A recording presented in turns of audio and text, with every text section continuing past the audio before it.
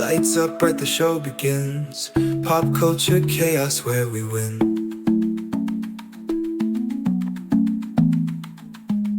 Video games and movie stars, wrestling legends near and far.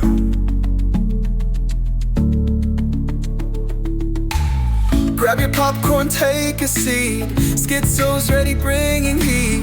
Friendos here to break it down. Crazy vibes all over town. The Skitzo shit show, rocking hard. With the Friendos we go far. Movies, games, and wrestling fun. Together till the show is done.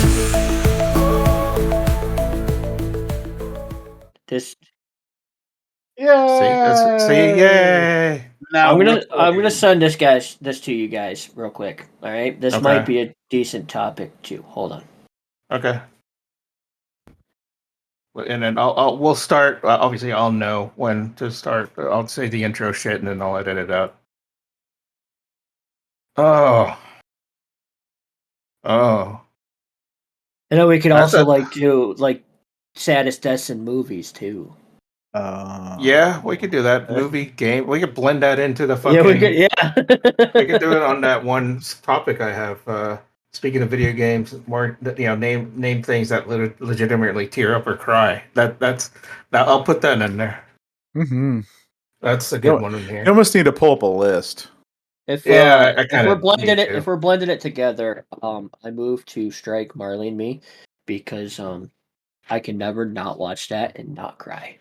Dude, man, I have a confession. I haven't actually seen the whole movie because of that. It's because of what I know. You know what? Yeah. And we will not watch it in Discord. No. It I won't. will watch it on my own. Here's the worst. And the worst part is, I read the book in high school, so I knew what was coming. Wait. What? You can read? Yeah. Okay. Big words excite me. You want to high school?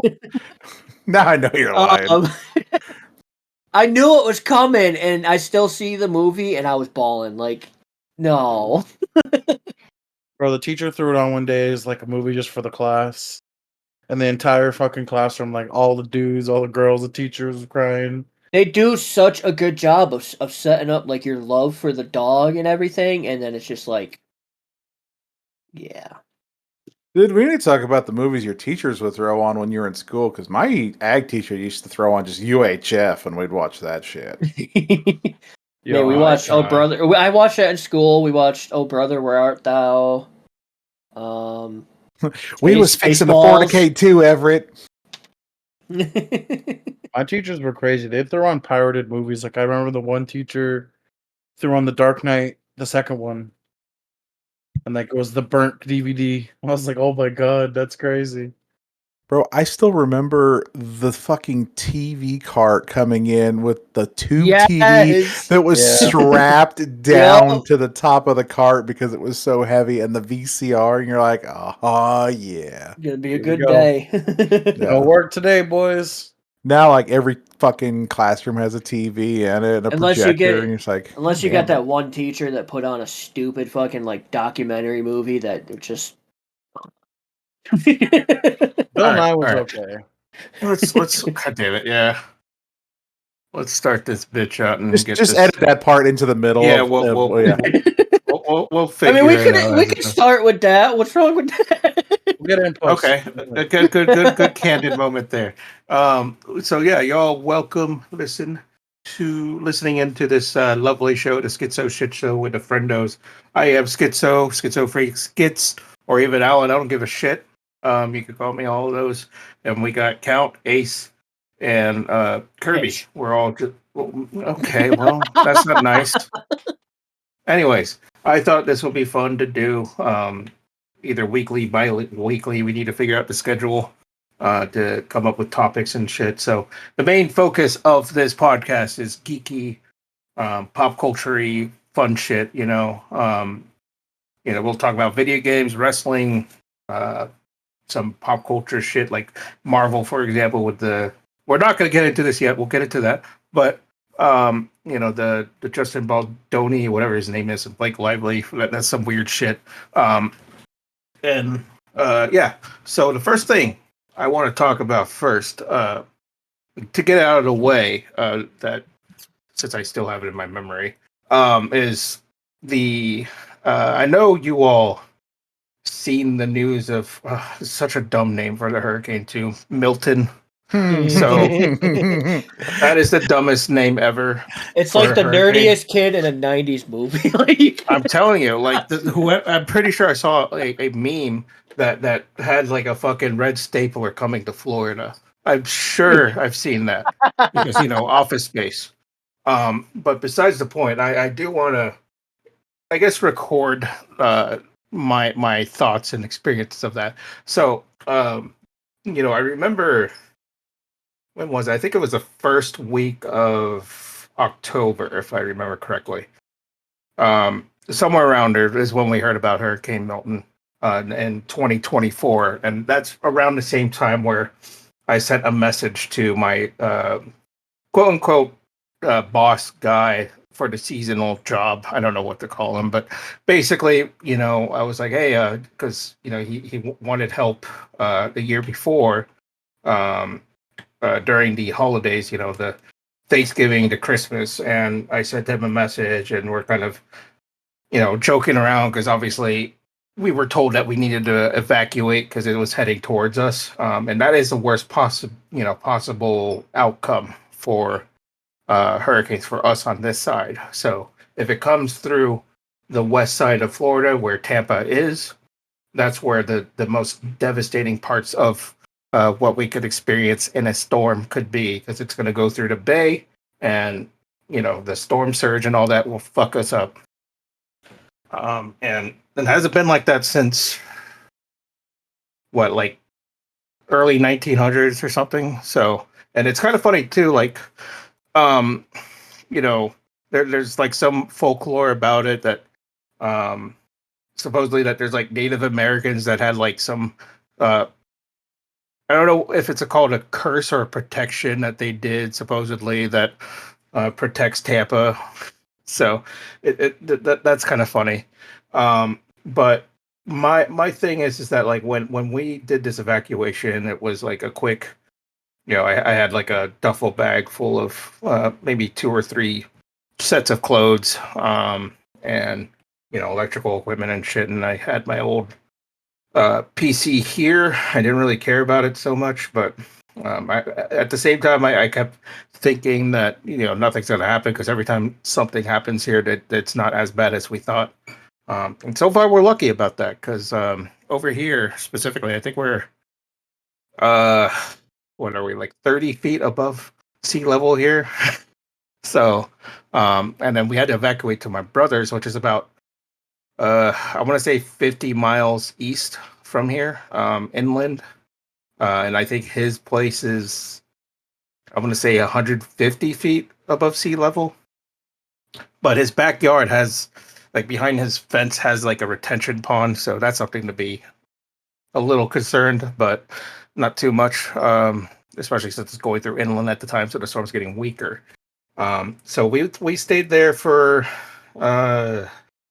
almost 2 nights, and went back to this house here. And during the drive back, it was pretty messy. There was like obviously debris, broken branches, a couple trees here and there on the road, and there was a couple trees back here in my area that was blocking some roadway access and stuff. So obviously the winds were crazy, but luckily for us in this house, there wasn't much damage. There was only like debris and a couple of broken pieces of a fence, but that's about it.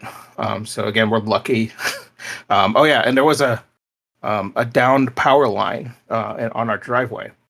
That was fun. We called Tampa Electric, let them know. And they showed up. I'm going to say it was 2 nights later, early morning. It was probably about 4 or 5 in the morning. Obviously, I didn't get that much sleep during that span. There was like no AC. I've been drinking like lukewarm tap water. Yeah, it was pretty gross. Yeah, and then like, the window's open, so it's not too bad, but it's still like, in the beginning of the storm when it came through, it was nice and breezy, but obviously it's Florida, so the day after or so, it just fucking started getting warmer and warmer. So you know who you had a better time than though? Who? Ice Poseidon.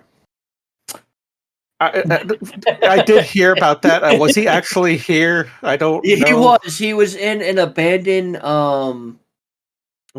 like apartment building. It was pretty tall, and I guess he ended up like having the cops called on him and everything, and he had to, that wasn't him though. I thought that was somebody else. Because I heard that it was somebody not else. Ice Poseidon. He was involved though. He was telling him to get out. Because he was like, "Get the fuck out!" Yeah, because the dude, I forget the name, but he did bring like some fucking generator and like a top floor. I think it was in Sarasota. I'm gonna say it's like like maybe 30-40 miles south from here. So he's probably like I think it's Sarasota. And I did remember that story because I was like watching it. I'm like, this guy's a fucking moron, dude. Why did you do that? So he's like walking in with like a generator and people already evacuated and shit. He's just picking up room and just fucking saying. So you're just like breaking and entering on live stream. That's great. Yeah, I remember that. So, I forgot who it was, but like he did say, well, I don't really remember much after that because I know that the cops come in and eventually arrested his ass for that. So, it wasn't Ice Poseidon. I forgot his name. And like it was just so stupid that he had the idea to do that. And like I wouldn't do that. Fuck that shit. He's doing it for the views, as they say.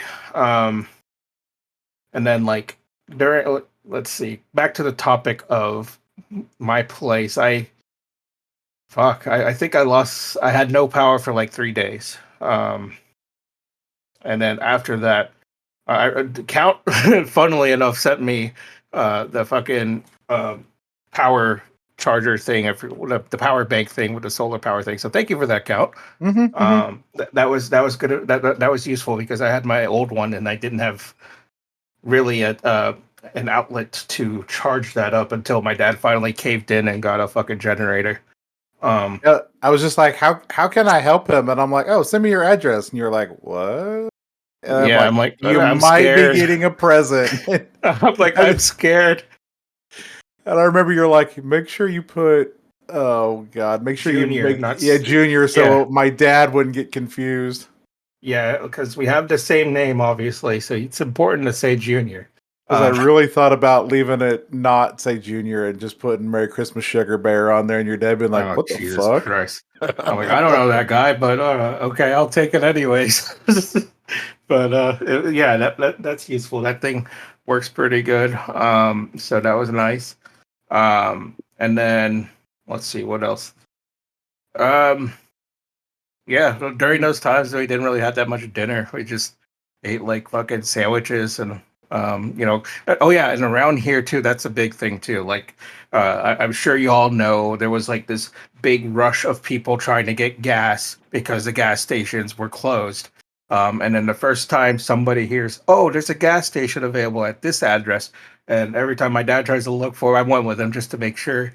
And we went to one place that was, it used to be where my brother lived, like maybe 5-10 miles from him, next to the Hard Rock Casino, Seminole Hard Rock.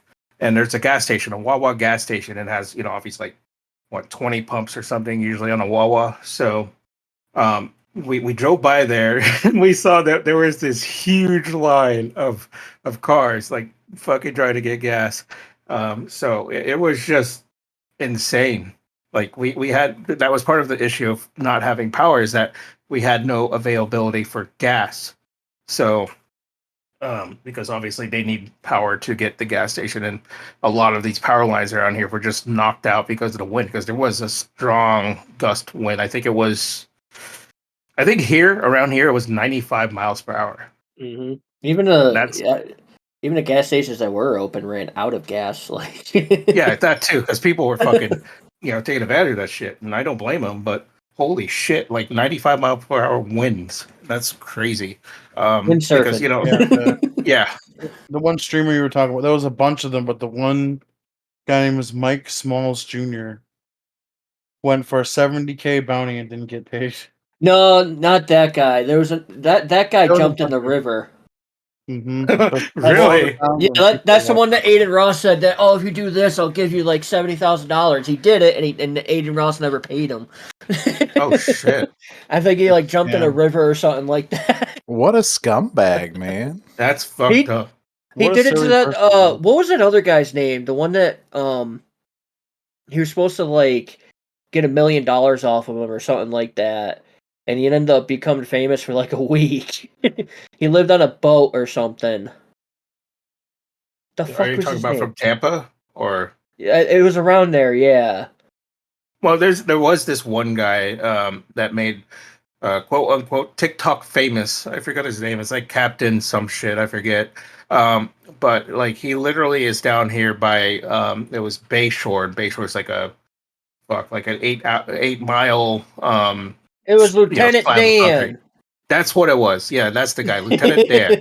That's the motherfucker that like, yeah, he's made TikTok famous and got a bunch of money, and I hate that because it's just some homeless dude, and then they're trying to get him out of the boat because he's literally in Tampa Bay, next to Bayshore, next to the hospital, and he's like, "No, I'm gonna be good." It's like, all right. So I hated that. I was like, God damn it, man. And that's literally down the road from me, like 4 or 5 miles. And I'm like, oh god. And because my brother mentioned that too, and I was like, I don't fucking know who Lieutenant Dan is. Who the fuck is Lieutenant Dan? And that was funny. He's got magic legs. Oh yeah, and he might have some magic drugs that he was taking. Holy shit. So Aiden Ross initially offered Lieutenant Dan a $100,000 kick streaming deal in a new boat, but later rescinded the offer after discovering he had a criminal record. Exactly. I feel like Aiden Ross is just. I mean, I can't say I feel like he is a scumbag. Like, I mean, I think that's his reputation. Yeah, he is a pretty huge scumbag. I mean, and it was kick. So I mean, yeah. Well, I mean, yeah. Kick's kind of. I don't know how it's still up. It's kind of going the way of Mixer. Well, it's still up because it's funded through Aiden Ross and things like Stake.com and shit like that. Yeah, Stakes.com, whatever that fucking gambling site is. I forget what you're talking. It's like some website where people use like crypto to bet on. Stakes.com just sounds delicious. Yeah, the past couple of years, my brother got the Omaha steaks for Christmas. Oh, they're so good. They're so over, like they're man. Yeah. That's gonna cream. So.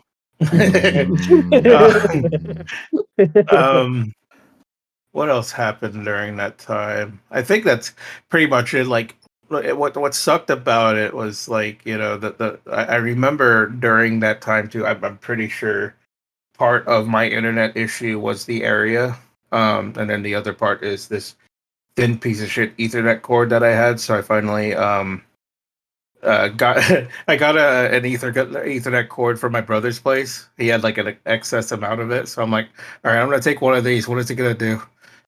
So I'm gonna plug this in, and so far, like honestly, I haven't had any problems. And that was a couple of weeks ago. Bitch, if I knew that was your only problem, I literally have a whole fucking drawer of them things right next to me. I have a box full.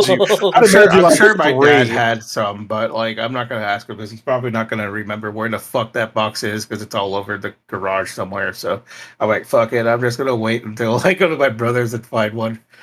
It also doesn't help. Like you guys got smacked with 2 hurricanes within like 2 weeks. Like that fucking sucked, man. Like the first one, like I know it kind of just grazed you. We still had the effect of it, yeah. But yeah, the second one was the strong one. Yeah, I mean, even South Carolina got fucked. Yeah, dude, and like Tennessee had like mudslides and shit too. It's crazy. Holy shit! Like that storm was no joke, bro. Like last year, fucking weather was shit because I mean, look at Sulphur. That had 3 tornadoes within a 24 Oh, hour yeah. period. Where are we watching that shit live? Yeah. We're Ryan watching it Hall, live, and we're like, "Fucking, oh, that's 2," and then they're like, "Oh, a third one." We're like, "Holy shit!" That's right. We were watching Ryan Hall, y'all, and dude, I love that guy. He's so Definitely good. recommended. Yeah, if you want to watch like weather stuff, check him out, man. He's so good. So much Ryan Hall, y'all on YouTube. He's so good. Watching him stream, dude, is hilarious. It's so good. But he knows what he's talking about. Like he's really good. Let's see. It's I think cool to that's see like in Canada we don't really see that kind of weather. You know, it's kind of like relaxed with no crazy weather like hurricane, earthquakes. It's cool to see like the people coming up from Canada up to where the hurricanes oh were. yeah. I did hear about that. Like there were they call them linemen that showed up from Canada that drove all the way down here. That's nuts. And that's just crazy to think about because we get people from like Texas, North Carolina, South Carolina that would drive down here. Oh, that's another thing too. Like where they stayed, like a lot of linemen stayed over at the Tropicana Field during the storm. If you remember, that Tropicana Field got its roof fucking torn off because of this storm. Yep. Yeah, all the Yeah, beds were still in there. What stadium are the Marlins playing in this year again? It's well, you're talking about the Rays, the Devil Rays. Oh, it's the Rays that play in Tropicana. They were in Tropicana, and then they had to move to Steinbrenner Field, which obviously was the owner of New York Yankees, George Steinbrenner, because he lives around here. He lived around here. Oh my god! Don't get me started on the Yankees. I'm not gonna go there. Don't Oh, worry. have you Torpedo seen- bats, man. Yeah, the fucking bats. Oh my god. They just Oh my remind God. me of the big red plastic bats. Oh, dude, I could crush a wiffle ball with one of those, man. No, like that stadium specifically though, that's where the Yankees would do spring training. So that's literally right across the street from Raymond James Stadium. And well, funny enough too, like earlier this year, I forget what month, probably early February when the Savannah Bananas were here at Raymond James Stadium. So I'm like, why not go across the street at Steinbrenner? I mean, it's I right got a there. banana, and it's not in Savannah. Yeah, all right. So that I forgot about that. Yeah, I think the plan, from what I understood, is that obviously they're probably going to fix that stadium, the Tropicana Field. But like the big argument was if the Rays were going to stay here, and I think ultimately their city is St. Pete, which is again across the river from or the water from here, the bay. So it's like a 20-minute, 30-minute drive.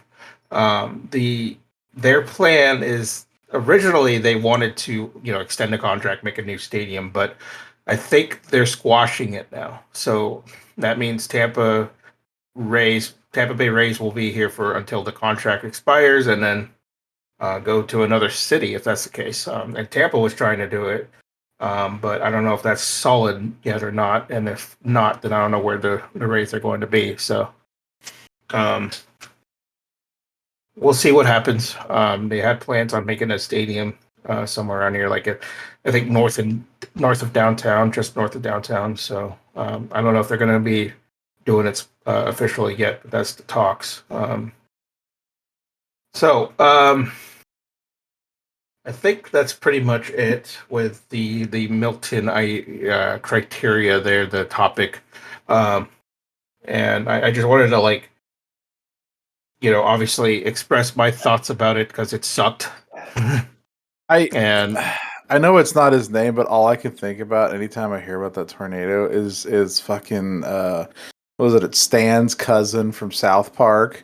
Oh, gee, guys, how's it going? I'm here. Yeah. I'm a hurricane. Yeah. Yep. Yeah. What's his name actually, So- Milton? I can't remember. But that's all I could think about. I could see that though. That makes sense. I'm a big bad tornado. So the next topic, I guess we could move on. We could talk about. Oh, his name is Kyle. Was it really Kyle? It was really Kyle. Huh. Kyle's cousin Kyle. No, it was Stan's cousin Kyle. Yeah, Stan's Cousin yeah. Kyle. Okay. It was, Wow, I don't remember the name, so that's good, Kyle. Oh, wait, hold on. No, I'm wrong. It's Kyle's cousin is Kyle. Oh. But yes, he was the one with the glasses. Yeah. Yeah, I remember seeing him. Jeez. The other topic we'll move into is D&D campaigns. I was thinking about doing another campaign at some point. I don't know when. I still have the idea of the supernatural-esque type thing. I'm slowly writing a quote-unquote book about it because I think that'll be fun. I've always wanted to write a book. That's one of my goals. So we'll see what happens there. You're doing a supernatural campaign? It's kind of like, remember, I did tell you that idea, right? It was like a mix of supernatural and Harry Potter, where like angels were basically blessing people that they could trust with like powers that are like angels, where they could defeat demons and shit. But it's not, power enough, like the potential full power. Because if they use that potential full power as a mortal, they'll obviously get literally ripped to shreds. So that's why they need to trust people and shit. So that's my idea of a cool story for that. I call dibs on playing Crowley. Oh god, you're gonna have the whole. Oh god. So, darling. You guys are So gonna hate me. I actually had an idea. Why you want to be Don't fast? say it, Kirby.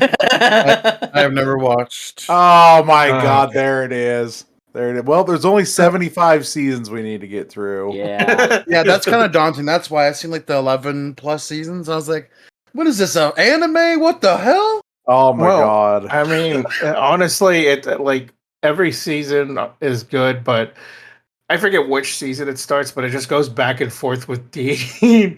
Sam and Dean going this and that. It's kind of like the same thing. But overall, it is a very enjoyable show because the comedic action of the show is really good. Oh I yeah. think.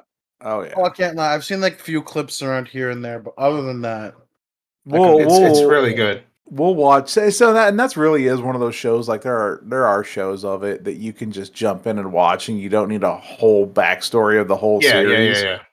And we'll watch like the Yellow Fever one where Dean is scared of everything. Like, oh yeah, That's the one where he screams like, yeah. I use that one on TikTok all the time. It's like that was scary. Yeah. That was a good one. So I was actually watching this video a couple weeks ago. It's the worst homebrew magic items on D&D Beyond, right? And it gave me an idea because some of them are pretty fucking hilarious and some of them are just outright bad. So it gave me an idea of doing a campaign wrapped around just having the worst items possible. Like the worst prepared group ever to go out. Yes. you gotta play if you were game first before being a DM. Listen, life happens. You gotta walk before you can run, boyo. I don't give a. I'm not saying I'm gonna run it. I'm just saying I thought it was a great idea. I think that'd be fun. Yeah, I heard the same kind of idea from Ket or somebody. They want to run like a level 1 campaign where they all have crazy items like legendary stuff, but you'll be like just a normal dude. So along the similar lines, right?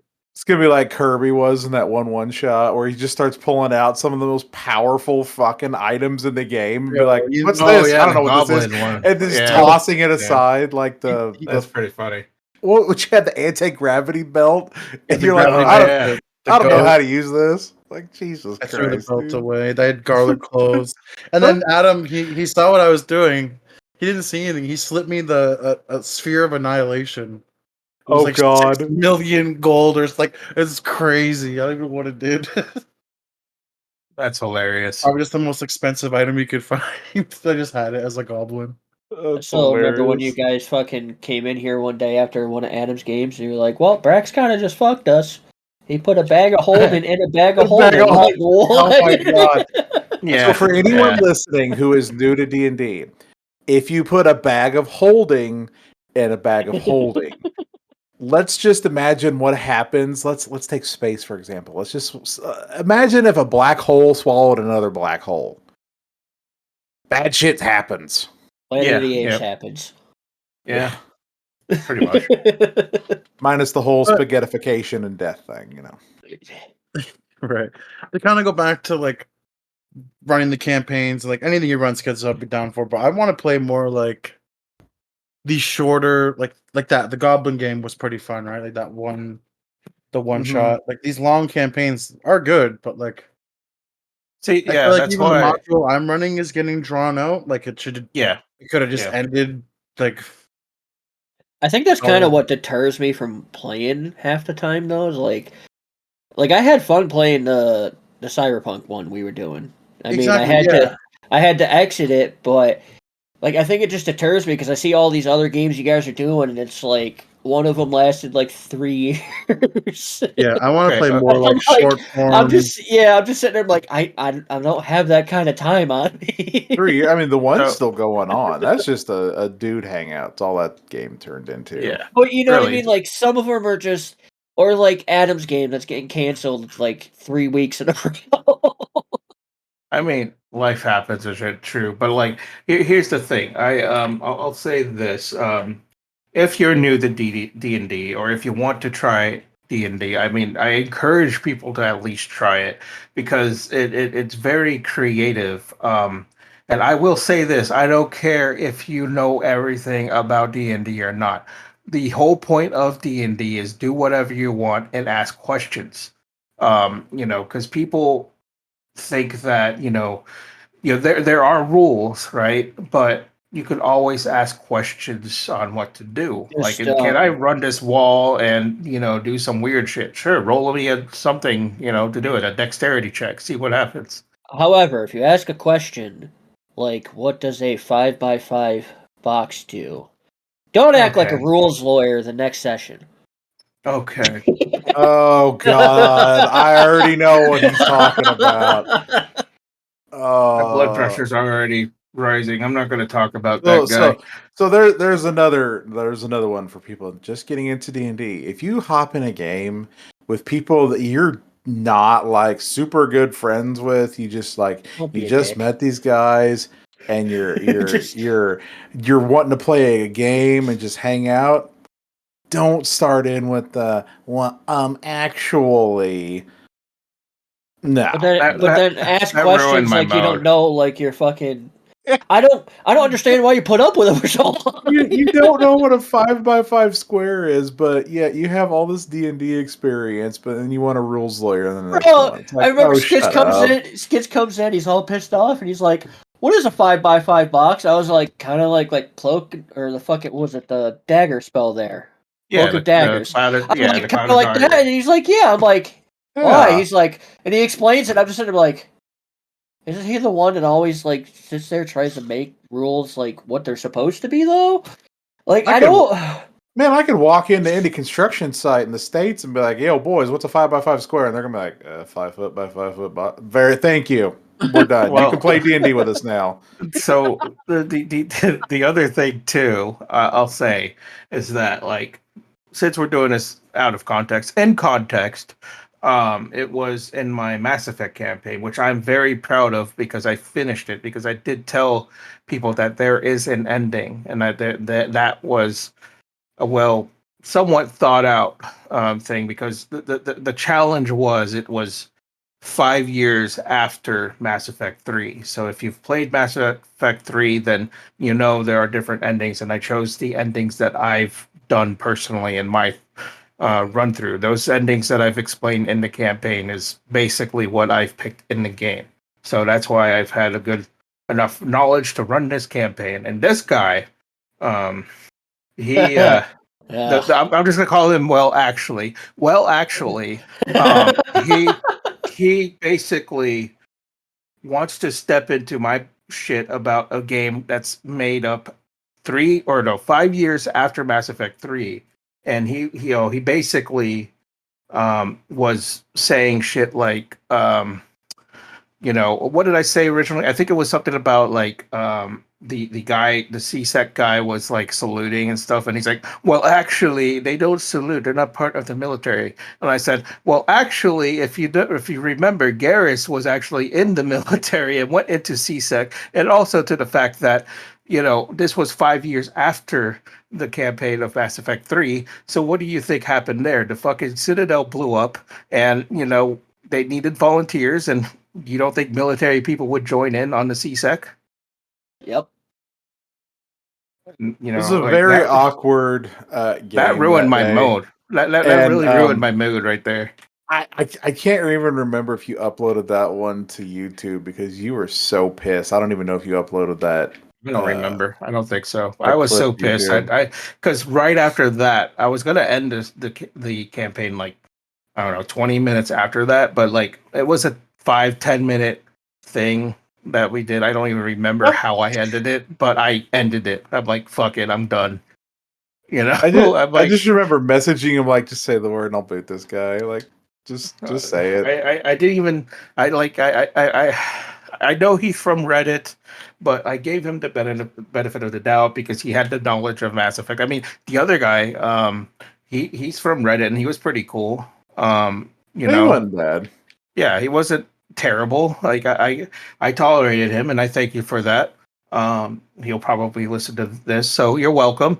But actually, it's like he really pissed me off. Like it's hard to piss me off. Like it takes a lot.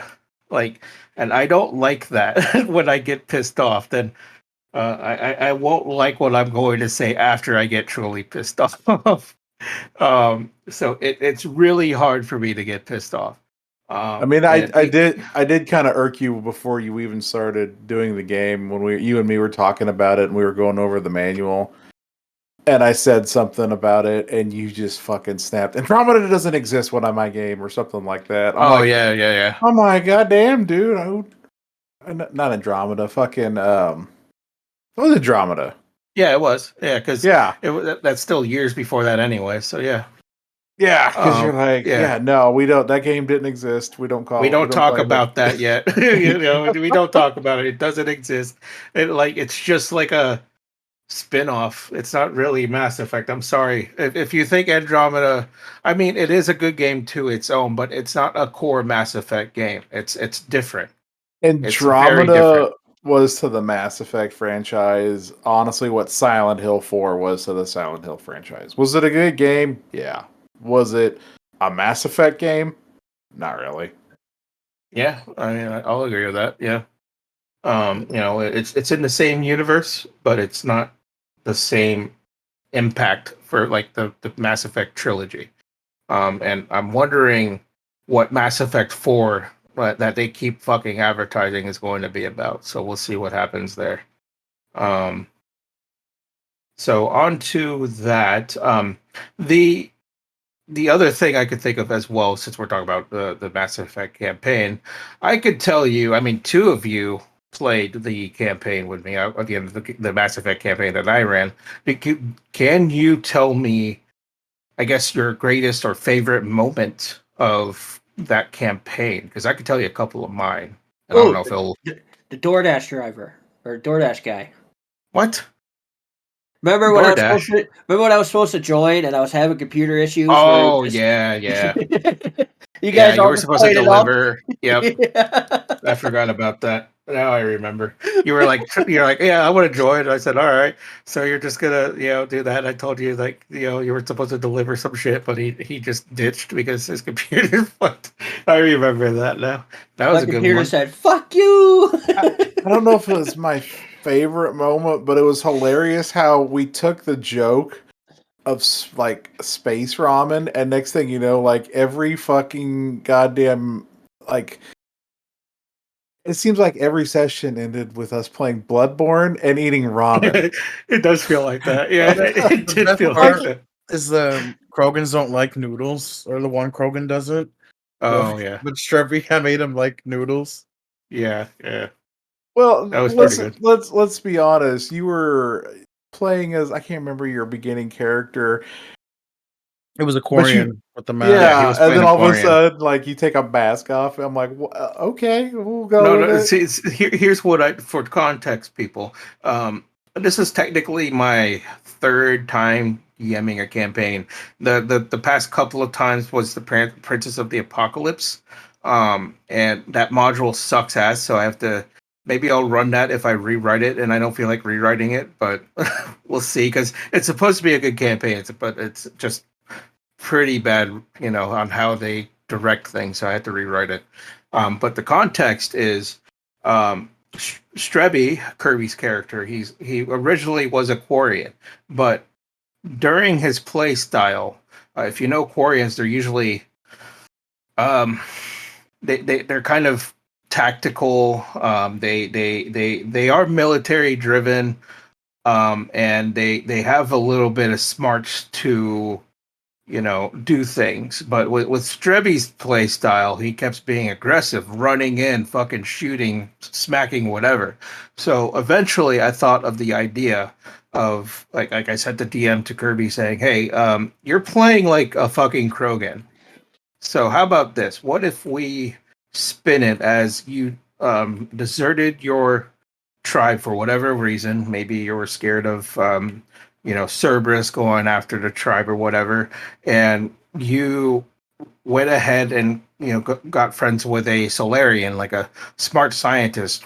Insert name here. We didn't really named it, but pretty much this scientist gave you a device that has the capability of having like a quote unquote cloaking field type hologram that makes you portray as a Quarian, which honestly I think that is pretty plausible in the Mass Effect universe.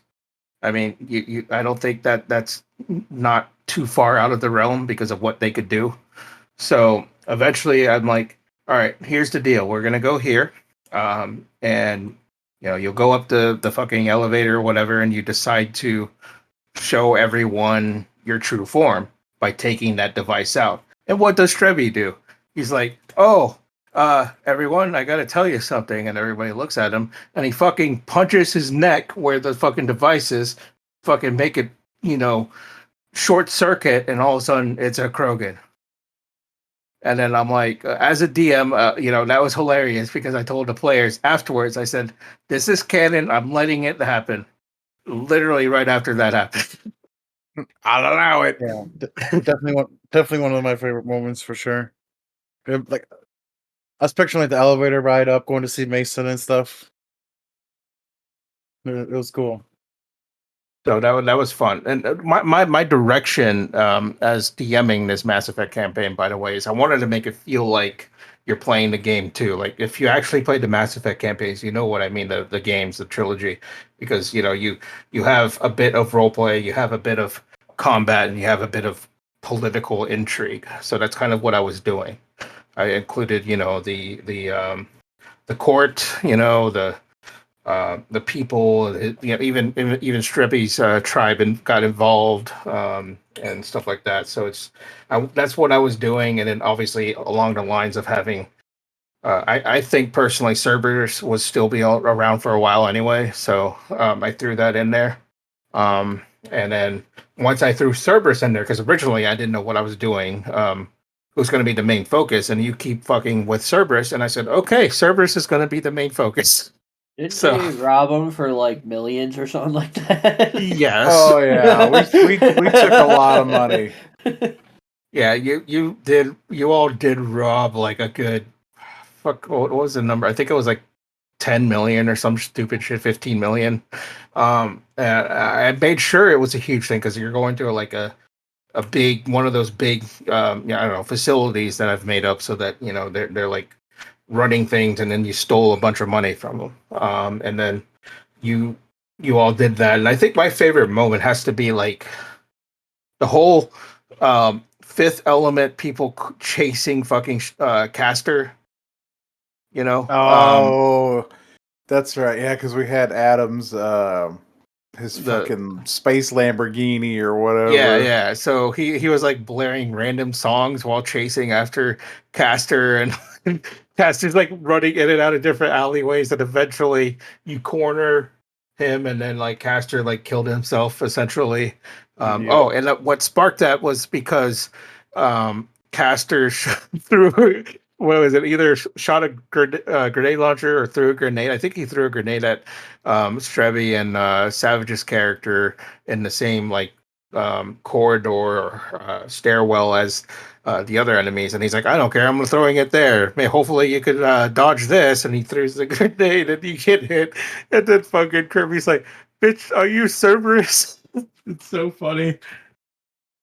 And that kind of sparked the whole, fucking rivalry, I guess, of Castor and the party until the point of his death, where people thought he was Cerberus, and technically it was true at the end. He got offered and shit. He blew himself up. Yes, that's the ultimate ending part. Because what happened was that space Lamborghini Adam was driving, Opal, he was driving, he was all hopped up on drugs, his character, and he just fucking floored that space Lamborghini straight into Castor, and then fucking Castor just at his last breath shot the grenade launcher in front of him, hoping to hit, Streby. And I don't know if Count's character was around there too. I can't remember. Yeah, I think you hopped off before, right? Yeah, I can't remember. I thought we I'm pretty sure you hopped before they crashed into him, and then Streby and Opal was still in the car. Oh, and that's also right, because they hit me with the car. Car. Yep. And then he shot the grenade launcher or whatever in front of him, and they did minor damage to you, but he had such low health that he killed himself with the grenade. It was so funny. And he almost killed Gripple because he did that whole trap contraption in the ship. So that was fun to do. Like, it's something worth a nice memory, if you will, of that whole situation. It was funny. And my I guess philosophy for anyone thinking about DMing is my DM idea personally is just roll with it, have fun, and don't overthink so much, because it's obviously too much if you think about things. And like, especially with this campaign, I don't know where the fuck you're going. You've been hired to, protect whatever bad things happen to this universe, and then you're out fucking raiding Cerberus. So I don't fucking know what you're doing. We went to the bathroom a lot. Oh yeah, there was the bathroom strategy. Yeah. Oh god, I remember doing that the first time. I had to roll a I was like, how the fuck do I get this guy to take a shit? So I'm like, all right, I'll just roll a Constitution and see what happens. Oh, I just ate something, and he just walks into the bathroom. That brownie had a lot of fiber in it. Jesus. It was so funny. Garrus was there too. I had the voice mod for Garrus. I like that voice mod. And he was just, like, I don't know what you're gonna do in the bathroom, and I don't care. I'm just gonna keep reconning. Should have eaten that bowl of crackling fucking colon blow, man. Dude, that was hilarious. I just couldn't figure out how to do it. So yeah. So yeah, I don't know what I'm gonna do. I may do a Borderlands campaign. I know Cal sent me that info about bunkers and badasses. See how that is, because I've been like on a fucking spree of making, they call it red text thing. So if you remember on Borderlands, the legendary weapons had the red text on them. So like I'll give you an example I made here. Like let's say oh yeah, let's say, since we're going to talk about wrestling here in a bit, the Bloodline Jacob's pistol, and the red text would say, my tribal chief. So once per day, a mysterious bandit that is automatically loyal to you, he'll just automatically hit the target for 2d6 extra damage and disappears immediately after that, without first raising one finger in the air looking at you, because you're his tribal chief. We call that a run-in, boys and girls. Yes. And and I've been telling Cal, and other people that have read this ideas that I made. This isn't far out of the realm of Borderlands, because Borderlands, I could see Borderlands doing this. You know what I mean? 100%. And I could actually yeah. see it summoning like fucking Like a Claptrap. random thing, yeah, or like even Claptrap just showing up and smacking someone in the face. Yeah. Like it's not from that, far from the realm. And like I got another one, countermeasure, count with the caps. Mm-hmm. And the red text says I have health insurance, because we had sound effects that says I have health insurance that counts that. And 1d4 uses per day. You can activate this and gain 2d6 health. Can be recharged at the end of the day. That's it. It's like a pistol or something that has countermeasure. I have health insurance. So it's fun. I like making these things. For context of the health insurance thing, so we helped Skitz out. He when we used to play COD all the time, he had a soundboard because people would have the dumbest clapbacks for everything, And so we're like, what's the dumbest shit we can say back to him to like make him go what? And so we just recorded a bunch like, I have health insurance. My truck's paid for. Yeah. I can't even. There's some that I would say that I won't taint your recording with them, but they were a little dicey, but Yeah, I mean, I think my favorite thing that I'm proud of is the stop resisting. Oh God, El Mazra PD. Yeah, Al Jesus. Mazra PD. So when we were doing, the fucking what the fuck was that, Rebirth or whatever the hell it is? Rebirth, yeah. So when we were doing that, Or no, it wasn't Rebirth. God damn it! It was Plunder. Plunder. Yeah, that's it, Plunder. So we were driving around and then going to a spot. This is Call of Duty Plunder, similar to Battle Royale, but pretty much we were driving around, and I currently have it hooked up, this voice box thing that's connected to my XLR. It has a setting for megaphone, and that's how I had my voice set in game, with Stop Resisting as my megaphone. But what's funny is that if you actually watch the video, which you can see at Count's TikTok, it's hilarious. We'll put a link down below.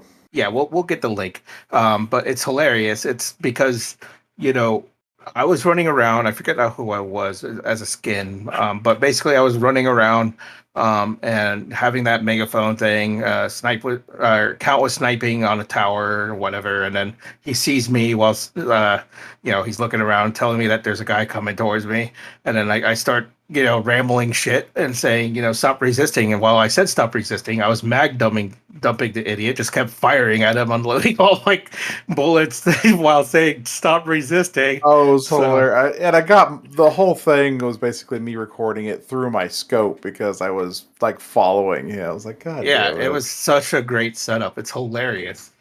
So I do some dumb shit sometimes too, whenever I decide to stream again. And now I have a lovely computer that's almost $2,000. Technically it's worth like $1,600, but of course taxes, so that's why it's almost $2,000. But I'm not complaining. It's a good setup. Like I like the processor. I like the graphics card to do a little work, but I could actually upgrade it if I need to. So I'm not worried about that. So it was a lot of fun doing that shit. What else is there? So I was kind of thinking of making a pro wrestling campaign, but I need to figure out what I could use for that pro wrestling campaign. Maybe I could use Cypher, but I need to look into it more. So it'd have to be Cypher. I think that's the easiest way of doing it, because I think that would be good. And the whole idea for that is if I could come up with something, so that would be a good example of running like short burst campaigns with that in the pro wrestling, because we could do that as like a I don't know, 4-night session or whatever, and then take a break and come back again, type of thing. And come up with if you want to continue the story or make a new wrestler, and then like have like different entrance music for your wrestler. That'd be kind of fun. So maybe I'll do that. I have to look into it more, kind of study the the handbook a bit more for Cypher. We'll see. So yeah, I think that would be fun. Now, next month, or I guess in a few days, probably what 10, 15 days, the new Last of Us is coming out. Now, I haven't played Last of Us 2, but I did watch the cinematics. I no spoilers, you assholes. I did pre-order the game coming out on PC, so it's coming out the 3rd of April. And I'll have fun with that because again, I saw the cinematic shit, but I'll play it as well because I didn't mind the gaming mechanics on the first one because I played that a couple years ago as well. And obviously, me, Ace, and Kirby, we know what's going to happen with the next season. It's gonna happen. Now the question is, what does Count think is going to happen in Last of Us 2? Oh, I came back at the perfect time. You did. Yeah. What do you think? I'm just not mentally prepared for. That's for a fair this. statement. I don't, as a dad, I don't want to spoil it. If you know what, I will spoil it. If you haven't seen season 1, it's been out for a while, and the game's been out for like 10 years anyway. So when I never got to play the game because Sony's fuck Sony. Yeah. But dude, when his fucking kid dies in like the first episode, I almost told you guys like I ain't fucking watching this shit, man. Dude, like, it's tough. It punches you in the gut. It's crazy. Yeah, and I'm just thinking about shit going sideways. I've got a kid. I'm like, that's all close to that age actually. And it's just like, oh my god, dude. It's ridiculous. And the thing is that like in the game, you don't have that backstory of her like going to get her to fix the watch or whatever. It's just right at that right when the shit hits the fan. That's when it starts in the game.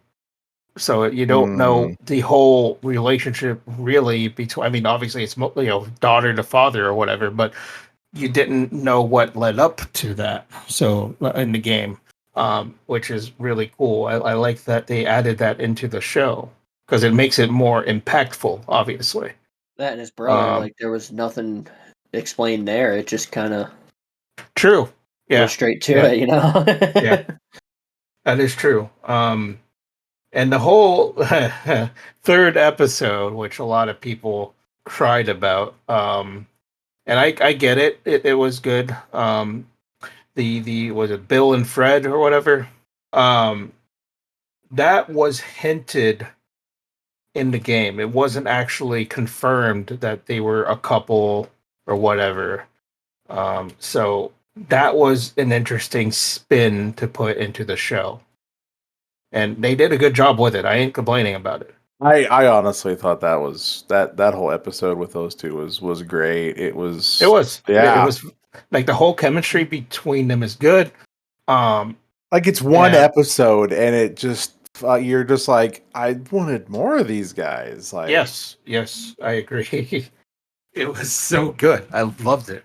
And like that's the thing, man. Like it wasn't in the game like this far ahead, like where, because like I said, it just hints the relationship. It doesn't even show more about it really. It's just like he said, it was his partner. It wasn't like they were lovers or they knew each other for a long time or whatever. It was just that we didn't know anything else about it. So it's a very good take on that, I think. And the whole situation with the what was their names? Where he had to shoot his brother. What was his name? I forgot. But that part was I know what you're that talking was crazy. about. Deaf kid. Yes, and the game itself, he wasn't deaf. See, another turn. That was good. I like that direction. And now, if you didn't notice, and I'm sure a bunch of you watched the show. I hope you all watched the show. If not, well, sorry for the spoilers. I don't care. You should watch the show. Um, if you didn't notice that detail when he was turning, he didn't hear her, and then she went around or whatever, and then that's when he reacted. So that's a good detail because obviously he was deaf. So I thought that was a cool touch to that. But other than that ending part of that episode was really sad. So like there is a trend here, Count, that this is going to be sad. I know. So you better be prepared for that. And I'm kind of, I need to go play the games. Like, Yes, you do. But it's one of those things. I'm going into it with no real, some knowledge of what, like the basis of it all, but I'm not going into this like I was with The Walking Dead. Yeah, and true. it's kind of, it can be refreshing because you're not sitting here like, oh well, in the graphic novel this doesn't happen and this doesn't happen, but See, it's nice going into it open like that. But from what you guys sound like, they're keeping it so true, and the things they are changing are good. Yes. I think they're 100%.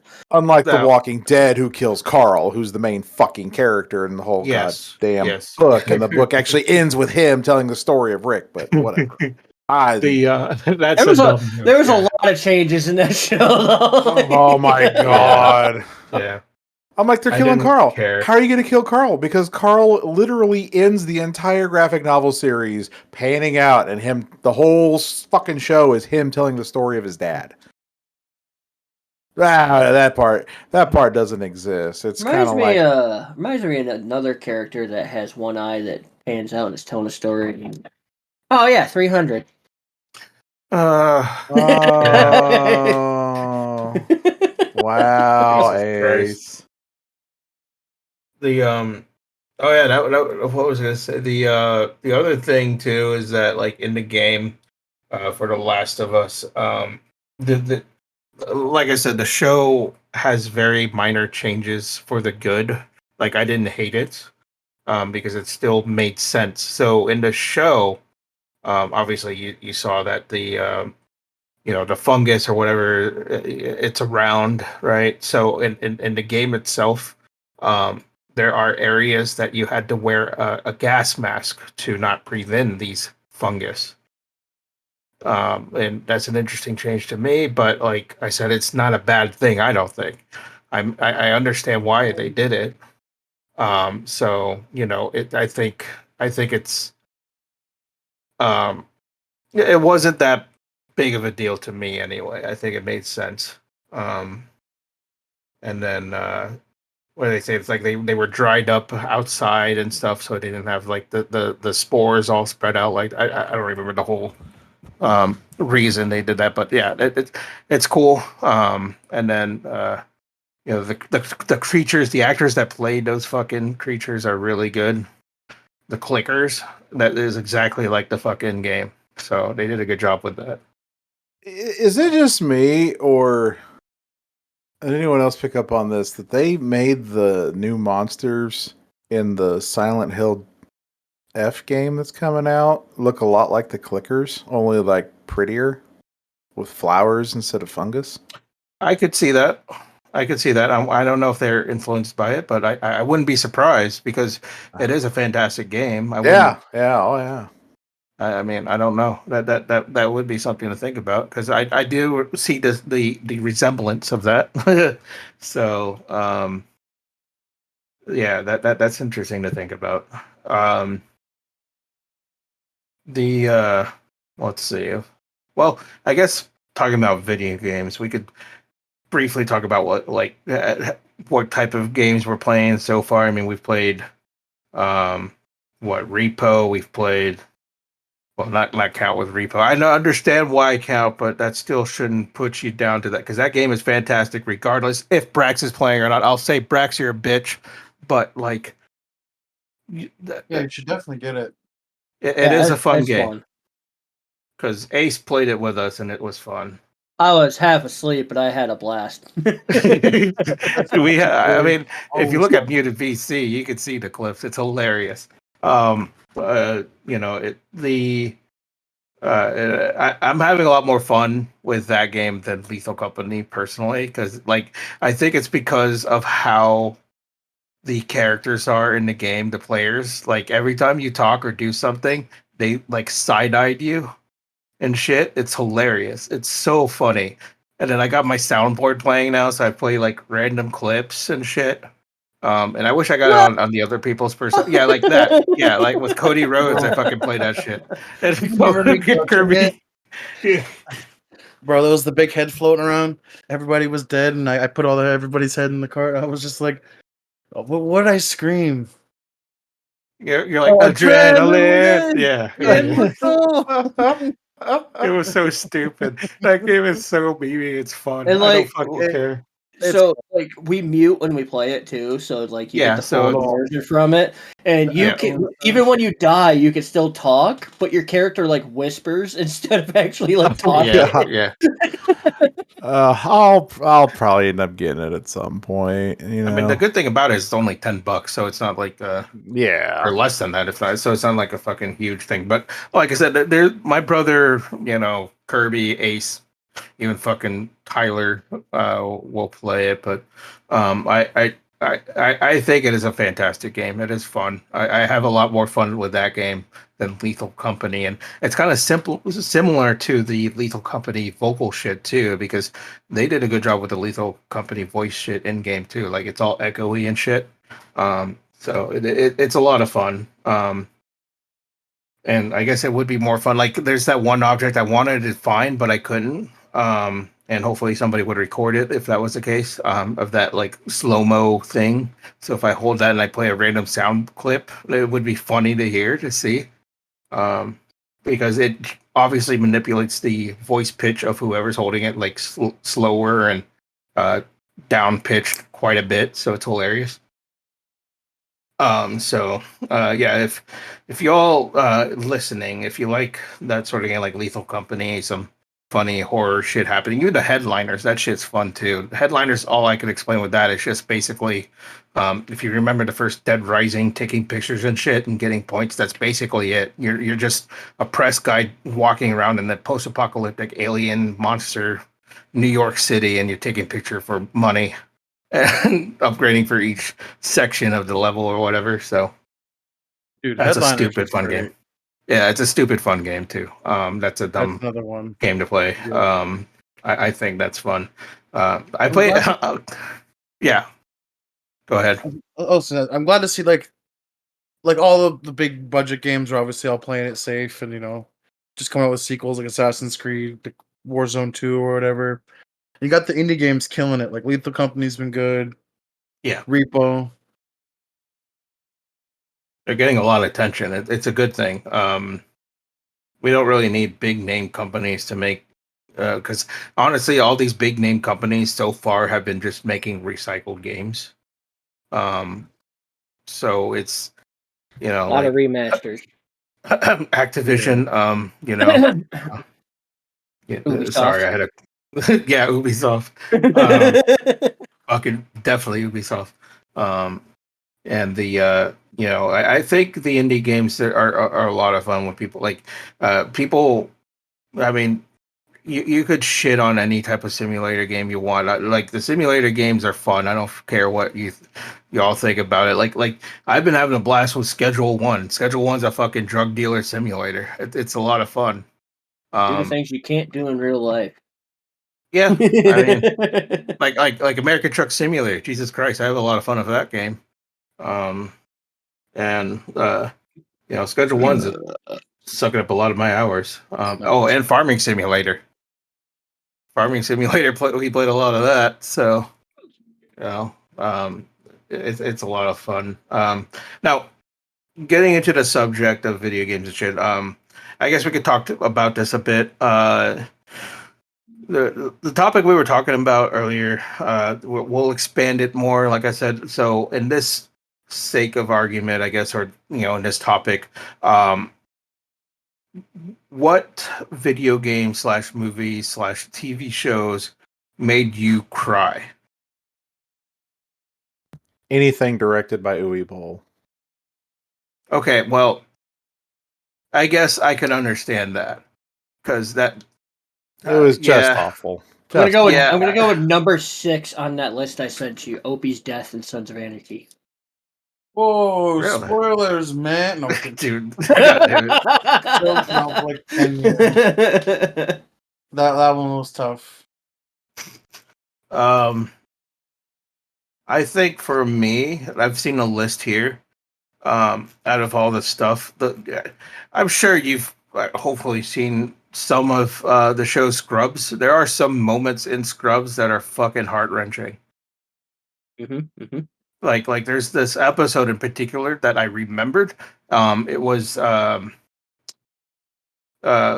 forget his name, but like the doctor that basically had his brother, which was played by Brendan Fraser, and visiting him, and then like at the end you found out that he's actually dead, so he's just recouping like the whole memory of his brother. That shit was sad. And let me think of other things here. Oh God, The Haunting of Hill House. There's a couple of shit here. That was a great show if you haven't seen that. Yeah, there's some sad moments in that one. Holy shit. I cried in Lego Batman when I died and Batman exploded into pieces. No, I'm kidding. Definitely Jesus the first one on that Christ. list, The Walking Dead. Because like that around when it first came out was like when I'd first gotten custody of my youngster, so it was like, Look at the flowers. Yeah. well, the ending of The Walking Dead, the first one is like, it's tough, man. Oh yeah. It's That one wasn't so bad for me because I kind of expected it. The look at the flowers thing, I was like, oh my God. in the show, yeah. Yeah. That was brutal. I'm gonna go old school, and it's a game. It didn't make me cry, but it's kind of like a what the fuck moment. Aerith from Final Fantasy VII. Yeah. It's just Yeah. out of nowhere. Yeah. That's You true. know. 'Cause I'll just throw this one out there. Hodor. Yeah. No. Boy, Yeah. That's another. that's a If we're decisive gonna do one. that, then you got to do fucking Ned Stark too. Like, Well, That Ned stuff was was crazy, side, but yeah. just the fact of they go Ned. into how that exact moment led him to become Hodor. Hodor, So he held his whole life that he knew he was going to have to live up to that moment. You're just like, the worst part is like it was all Bronn's fault that he was Hodor. Like, yeah. and you're just like, bro, what? I agree with that. That's fucked up. I could say a few things. I could say like the Telltale Walking Dead. Like if you haven't played those, holy shit, any one of those. But mine that hits hard was the first season ending, and then the other one was the final season one as well. Because the final episode of the final season, it was crazy too. It was a good twist. I like that. And then even like the new quote unquote remakes of God of War, the 2018 and Ragnarok, those shit hurt too. I could relate to that. That was crazy with like the mother thing, Yeah, the obviously the Last of Us games, the Mass Effect 3. There's a few moments there, like Stranger Things. Stranger Things. Yeah, Maxine. that does hurt. Max. Yeah, Max, and then also fucking what's his name? Fuck, what's it? The Joseph Quinn character. What's his name? The played Eddie? Metallica. Eddie. That's it. Yes, Eddie. He's that's a whole nother topic, but apparently, from all the rumors, he's not dead. Interesting. I mean, all the rumors, and apparently he's in the cast list too. So, it could be just maybe. Yeah, it could be a flashback. flashback. It's hard telling with stuff like that. Yeah. Cyberpunk, good old Jackie. He was the real one, man. But yeah, there's other things that I can't think of, but I know there's a few others. Shit. I mean, there's also some weird, crazy shit movies, TV show wise as well.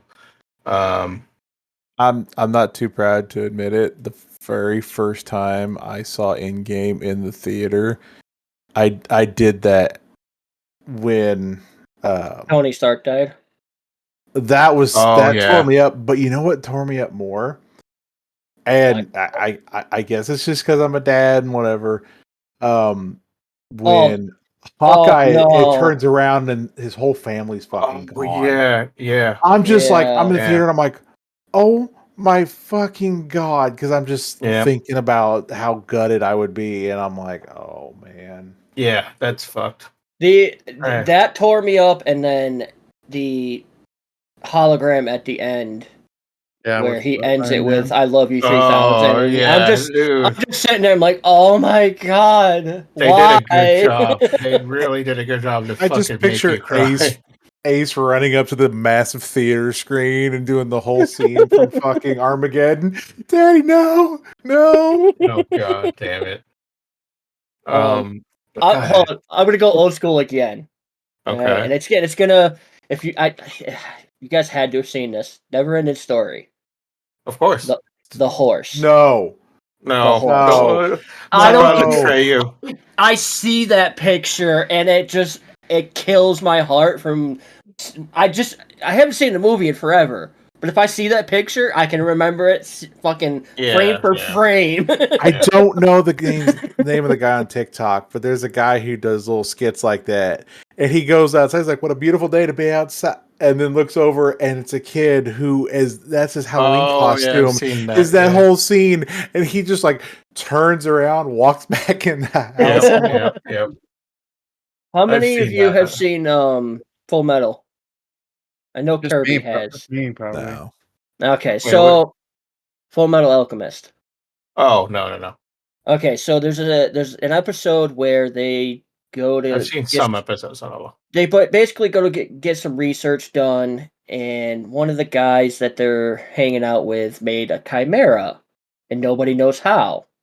Well, it turns out that he used his wife 2 years ago to make the chimera. And they used a whole episode building up your love for his daughter. And then at the end, he does it again and uses his daughter for it. And she's a chimera. And it's like episode 3, of the series. You're 3 episodes in and your heart just dies. Jesus. It's rough. To go back to the end game part, the one part that got me because like Count said, like you said, the hologram near the end. I remember holding it in and I seen it the first time. The part was when the little kid's talking with Happy and they're talking about hamburgers, and I thought back to Iron Man 1. We'll get you a hamburger. He's like, "Oh, your dad loved hamburgers," and I was like, "God fucking damn it, that was it." Yep. That's the one where I caved in, and I was like, "Fuck sakes."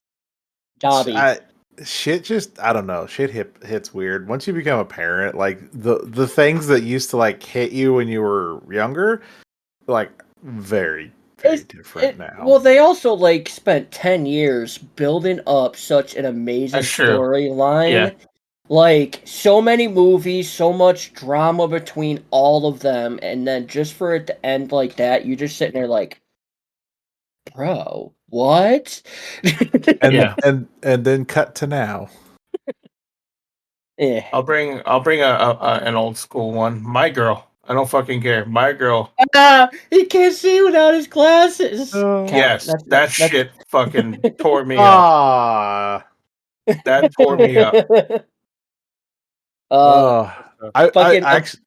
I cheated. I pulled up a list, and there's a couple of them that are on here. That some of them are pretty stupid. It's like when so and so broke up with so and so on Gilmore Girls. I'm like, A Bridge to Terabithia. I was about to say Bridge to Tabitha, bro. When she fell. Oh my god. Yeah, that was sad. Like, and then the rest of the movie is just like him like trying to cope with it, and you're just like, what am I watching? Like, this is was a kids crazy. movie.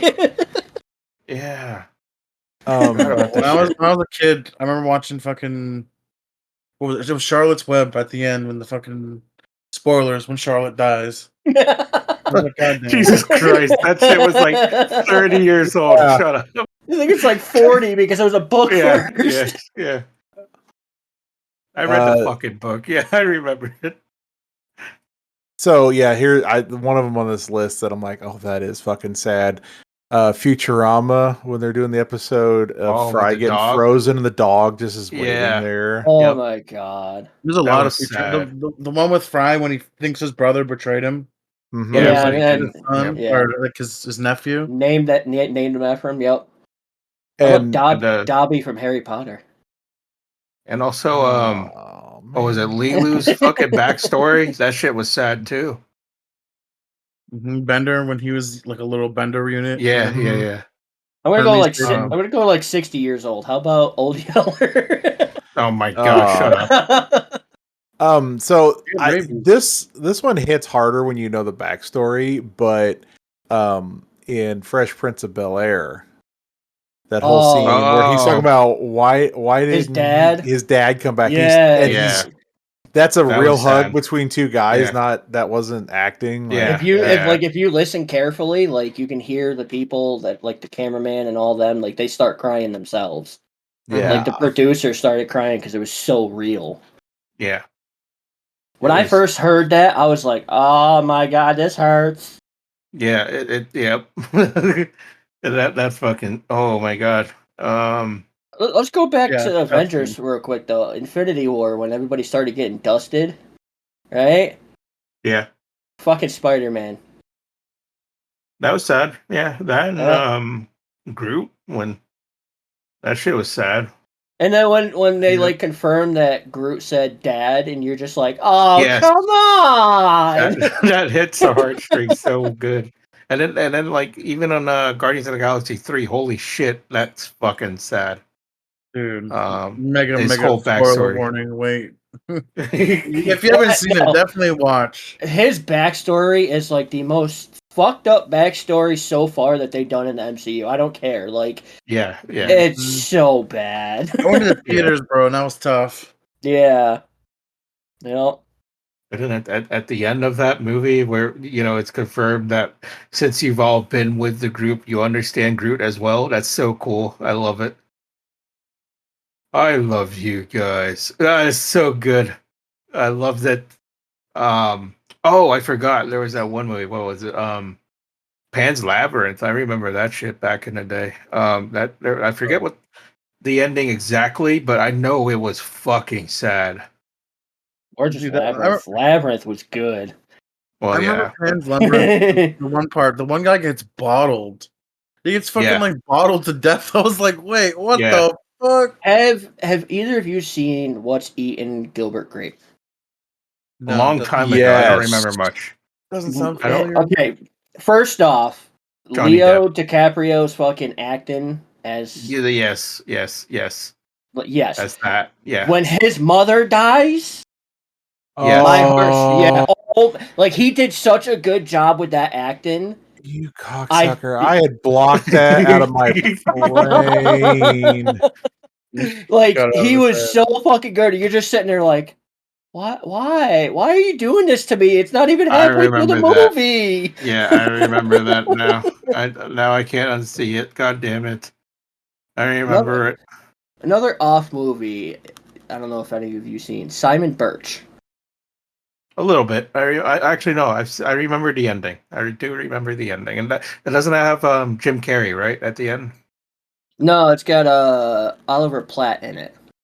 Well, I know, but I think I don't remember Jim Carrey at the end. Let me look. I'm pretty sure. It was about a midget kid that couldn't fit in, and like his best friend and him hung out, and they were like douchebags. Yeah. And it's just basically about him fitting in, and then at the end he like saves a whole bus of kids from drowning, and then dies. Yep. And you're just sitting there like, damn, it's people's probably still gonna hate him. Yeah. Jim Carrey played the adult version of Joe. That's the best friend Oh, yeah. because he's the one that was narrating the movie. I remember Yeah. that now. It was a good movie. I remember that now. Let me see. What else can I think of? I mean, well, I mean, there are a lot. I can't remember How about when everything. Bubba died? Oh my god, yeah. Fuck. That whole movie's sad. Kind of like the entire movie. pursuit of happiness. That shit was so sad until the very end. The whole Holy movie shit. was just like, I get it's a true story, but the whole movie is like, damn, your life is fucked, man. Like, Yeah, exactly. It was so fucking sad. 7 Pounds was an excellent movie too. That's very sad. Back to Um, like MCU kind of stuff, like Logan. yeah, that shit hits Like, too. you don't expect it because it's Wolverine. He can't die, and then he Yep. dies. all I could think about was that whole prophecy from the Wolverine movie where You die holding your heart in your heart in your hand. hands, and he's got Yeah. Laura's hand. I'm just like, oh my god, it's so sad. Why? Ooh. Yeah. Green What? Mile.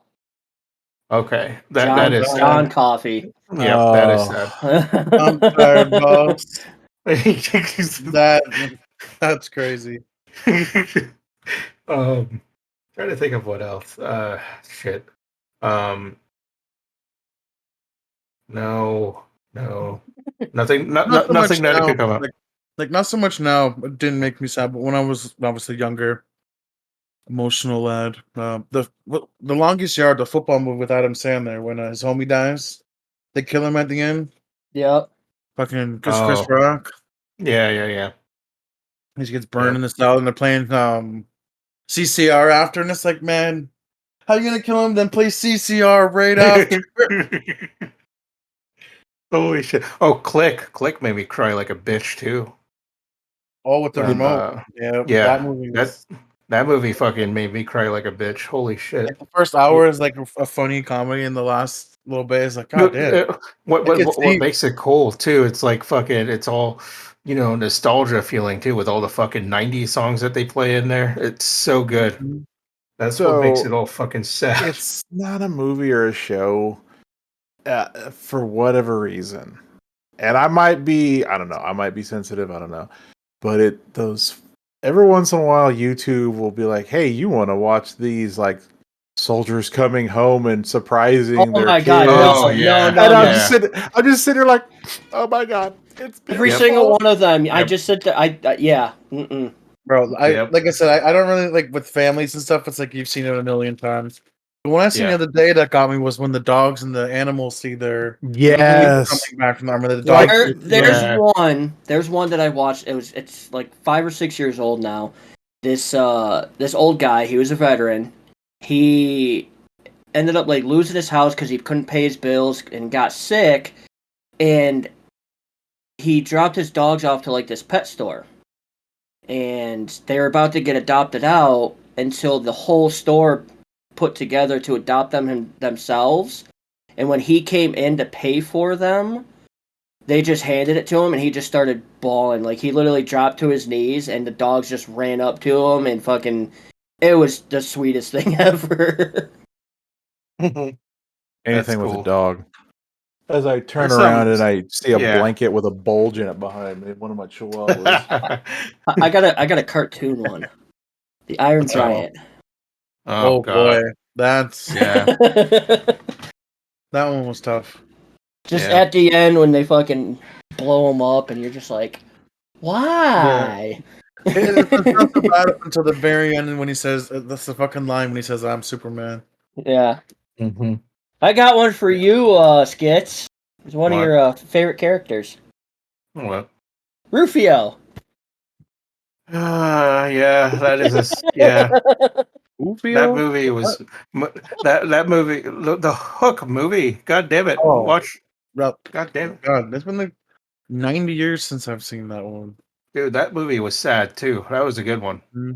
Peter That Pan was a going very back. good one. That was came up with very that good. concept was smart, dude. They were yeah. living 1,000 years ahead. You ever seen Hardball? No, I've heard it was good. I wanted to try to watch it. I'll give it a shot at some point. Yeah, you got to G baby. Oh my god. Fuck. I'll add that to the list. I'll watch. Trying to think of other. You ever seen Radio? Hoffman? I've seen bits and pieces. I haven't seen all of it. Man, you guys are. Is that Hoffman or is that Cuba Gooding Jr.? Cuba Gooding Jr. Cuba. Okay, yeah. You're thinking of Rain Man, probably. Oh, Rain Man was good too, though. Yeah. Man, all this talk is just like, man. It's just to give you the feels. We need to switch to a more upbeat topic, boys. This is... yeah. Here's the topic. Are we going to finish Baldur's Gate 3? Cal has to re-download it after his mishap. yeah. I will say it's definitely worth finishing. I only played through just the one time. I beat it, and it was good. Hey, Kirby. Hey, roll me a persuasion check. Okay. I rolled a Riz check, dude. Oh, the Riz check. Hold on. I got my D20. I want to get to Act 3 because Act 3, I think, is the best one. I was about to say we're right there because we just finished the battle at the tower. We're getting there. Yes. Does that that's literally next. Like, what'd you roll on the Riz check? 15. Oh. I'm not gonna lie, you have advantage over me, so you could have rizzed me up with like a 3 roll, baby. You've had a -1 to the charisma and rolled a 1, got a 0. And still would have won. I think Baldur's Gate 3 is excellent. Like when you play through all that, especially if you do it by yourself too, it's better because you can play the companions you got because their backstories they're excellent. I was about to say that there's no way you're gonna experience every single dialogue and every single quest because I was trying to play that like how I played Skyrim and stuff, talk to every single person, do everything. Like it's impossible. There's because when you talk to certain people, like relationships change, and it's a cool game, man. Yeah, it is. I that's why I respected, our boy saying Baldur's Gate 3. What's his name? Jeff Kingley or whatever. He says Baldur's Gate 3. And Todd Howard was looking sad. No, but like honestly, Todd Howard's over here game. Like it's crazy. Yeah, you're not wrong. It wasn't Starfield that year, right? Or was it? Yeah, it was Starfield. Yeah. It was? Yeah, so you hear Baldur's Gate 3 winning all the awards. And he's just over there like, fuck. And then this year, he won an award over Baldur's Gate. And he's like, yeah, bitches, I built this. You can definitely see there's passion in Baldur's Gate, like with everything. Like it's passion. Yeah, I understand why they took forever. I would hope so. There's fucking 12 years?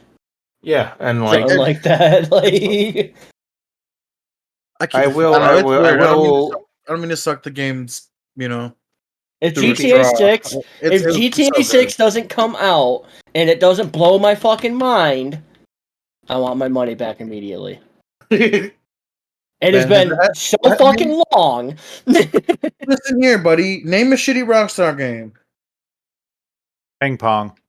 That doesn't count. Besides that, they're mainline titles. Do spin-offs count? Because there's a couple of them that were shit. Well, I guess Chinatown Wars might be. Chinatown Wars, like any of the PSP ones, except for the Ballad of Gay Tony, were shit.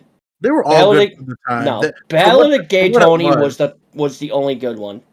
I mean, dude, it was a PSP system. You had the entire Liberty City on a PSP, and Vice City. That's what it was, basically. The story sucked.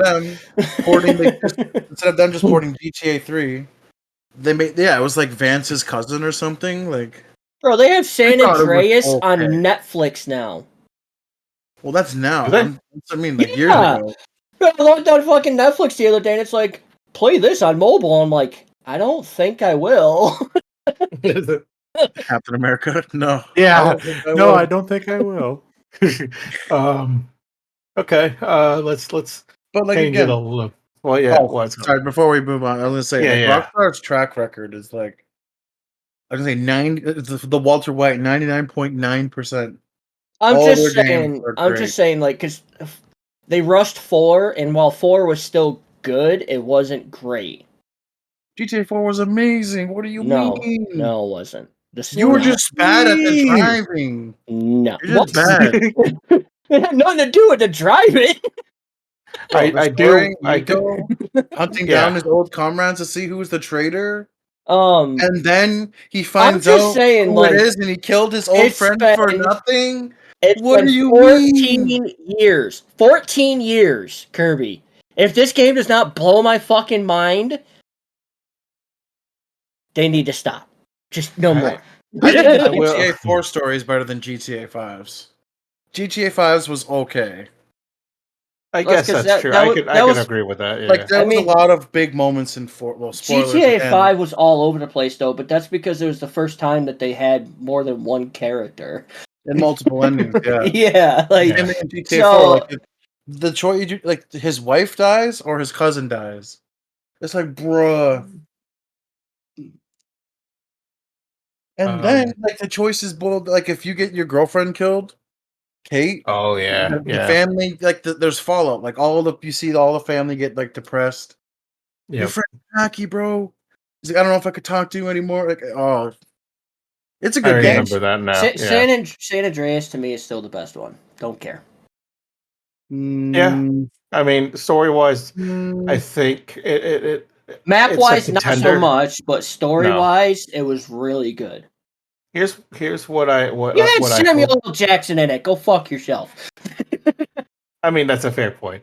GTA 6, this is what I'm hoping for from the maps I've seen. I'm hoping that it's the map that I've seen originally, which is pretty much the state of Florida, and then it's going to show Tampa. So whenever I play it, or if I watch somebody that I know play it, I'm going to direct them to where I got left at the boat, where's my boy Scotty Lowe left me for 3 hours so that you could experience the same thing that I've experienced, because I know exactly where that is, and I hope they left that in there. And another thing too is, if you are from the Tampa Bay area, if you go to Ybor City, there was a guy in there, which I think, I don't know if he's still around though, but it would be a good fit for the GTA lore, and it's the shoe liquor.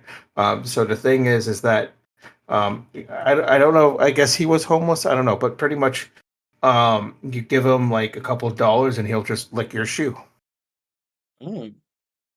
So I think I'm hoping that they pick that up during the research of Tampa, because I am so. I think that would be the perfect, I guess, character, or maybe one of those. What do they call those? Like psychos or sideshow things that GTA has, that you just go up and then it happens in the game. That would be a cool thing to see. And I'm just curious on how they do it. It's a Stranger's event. Stranger event, yeah. Speaking of psychos, though, that fucking real life Joker that tried to sue Rockstar. Oh yeah, come on, man! I'm suing you because you used my likeness in the game, but yet I have an IP literally tattooed on my face. And I'm sitting there. That's the funniest thing is all the comments are like, "Oh, he's gonna get the money from Rockstar, and then DC is gonna be there with their lawyers and take it." All I could think of was the time that Lindsay Lohan tried to sue them, and it didn't go over well. Hi, I'm Lindsay Lohan. Speaking of likeness, there's a blonde woman that looks like me. I'm gonna sue. Yeah, and she lost. I think speaking of likeness, I remember originally in Last of Us, Ellie looks like Ellen Page. Wasn't that right? And then they like, she sued him for that, and they eventually changed it. But it still kind of looks like her. Isn't it Elliot now? Well, now it's Elliot. Yeah, I'm sorry. But back then, I'm using Ellen because that's what they prefer back then, or that's what they were. I don't know. I'm confused. It's 2025. Shut up. Listen, no, I that was the weirdest thing that I ever saw, besides the Wachowski brothers becoming sisters. Oh my god. Jesus Christ, I forgot about that too. Nothing against that. It's just No. it's out of the fucking blue, and it's like, what? Like they both decided to be sisters? Really? That's Look, that's just weird. I love that Family Guy episode where it's like, oh, the Wachowski brothers decided to become females. Which one? Both of them. It's just weird. You're like, what? Okay. Well, let's move on now. It's probably going to be like one of the final topics. We'll talk about wrestling, huh? Let's end out with a bang, huh? So we all fingered have. me? Shut up! God damn it! We all have WWE 2K25. We've been loving it. I think, right? Everybody agreed with that. Yep. We had fun. We had the moments of fucking the GM mode. That was fun. I have my moments of making every character that I could remember from Soul Slice of Life RP, and put it in there. And I put it up on the community creation things too. So if, like, let's say Kirby or Count want to look it up on the community creations thing, they just look up the hashtag Soul RP altogether, and you can download them if you want. So just a little tidbit there. And it's SOL, like, slice of life. And I've been having fun with it. And I heard that they finally, I think, I don't know if it's this patch or the patch after, they're gonna finally release the, like, if you got the Dead Man edition, you're gonna get the Mattel thing for it. Because apparently they didn't give it to you at release, which I could understand. So that's kind of interesting. And that should be a thing, that, like, kind of a preface saying, "Oh, coming soon," if that was the case, right? When you're getting Dead Man, but I wanted to get the Dead Man edition, but that's fine. The original game is fun. I have no problems with it. We've been doing some stupid shit. I could show a clip. One of these days, maybe we'll stream this, and I could actually show you the clips and stuff. But we're just recording on Discord, so that's how we're doing it. And until we'll get more of a streamline when to do this podcast. But I did one of these things where where Kirby was fighting somebody and going after Count, and then I just picked up the steel chair that was in the steel steps that was in the ring, and I just threw it at his face. That was pretty funny, and then I got the win. Knocked me out. That's so good. And I was playing Drew McIntyre, so, like, it's not far out of his realm. He would have done something stupid like that. It was hilarious, and we should do more dumb shit like that. And, like, going through with wrestling, I know I've mentioned it before, but I'm sure, like, if you are wrestling fans out there, well, I'll briefly go through here about this. There was a guy that was from WWE, both guys from WWE that went to AEW, John Moxley and Edge, aka Copeland, Adam Copeland. I guess now he's called Cope now, right? I don't know. I can't keep up with AEW. God. Hope with that name for a while. That's so weird to me. But basically, a couple weeks ago, there was this match, and I don't think it was a pay-per-view, if I remember correctly. Was it? The Dynamite? Dynamite's just a regular show, right? Was it? I think it was. But besides the point, it wasn't even a main event. It was like the third match or something.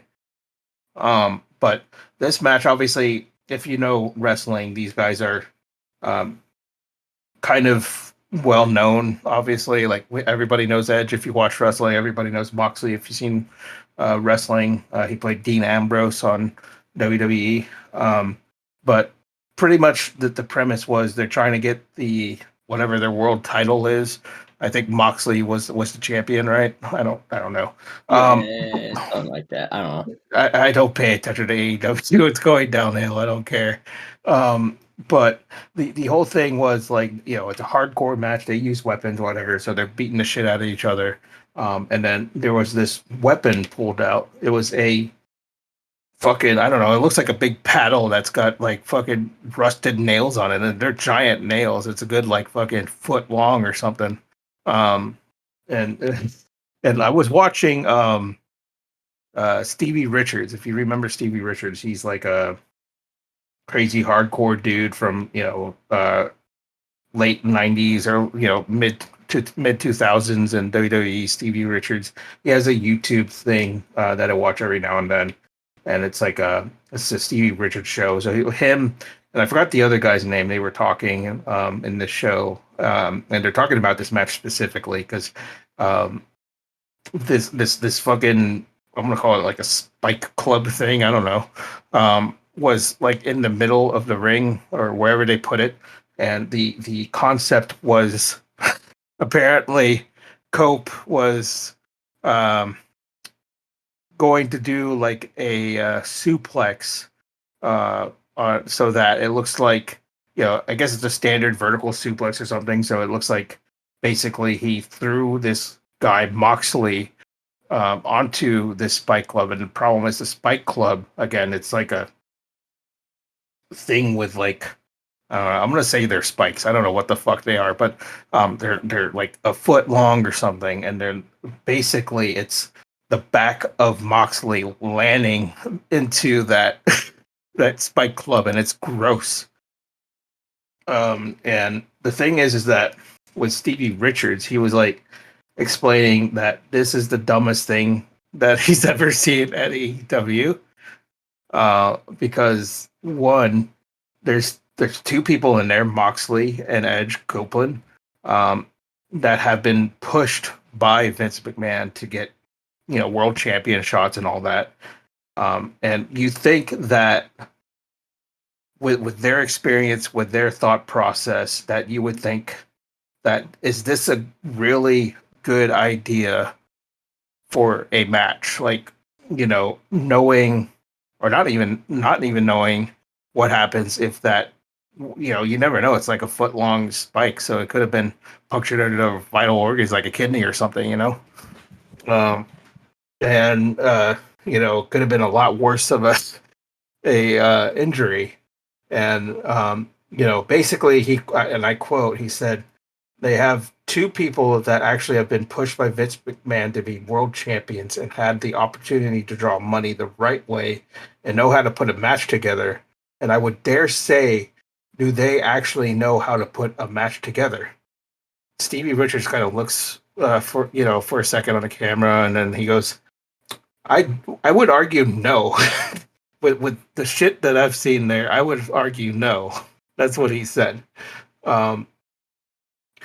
Because think about it, it's like, one thing I remember watching the segment. He's like, I don't know if they think it's, with the look of it, anyways, it looks like it's not even sterile. So that's number one. I mean, you looked at the thing; it looks pretty gross. And then the other thing is like when they're trying to pry it off and stuff, it's painful to watch and all that. But like if you watch the audience, they don't have the shock value face. They're just kind of sitting there laugh. And that's great. That's crazy. It's just dumb. Like, it's a totally unnecessary risk. And not to mention, it was the second match on the card. It wasn't even the fucking main event. Like, exactly. And the thing that he said afterwards too was like, okay, so since this was like the second or third match or whatever, why not have it so that if that was the case, they would, delay the match, have paramedics show up, ambulance, whatever, pry that shit out, put him in a stretcher, roll him out, and then deal with it another day. That's a better ending than this shit, because it makes it more, more, I guess, dramatic, more suspenseful. What the hell's going to happen next time?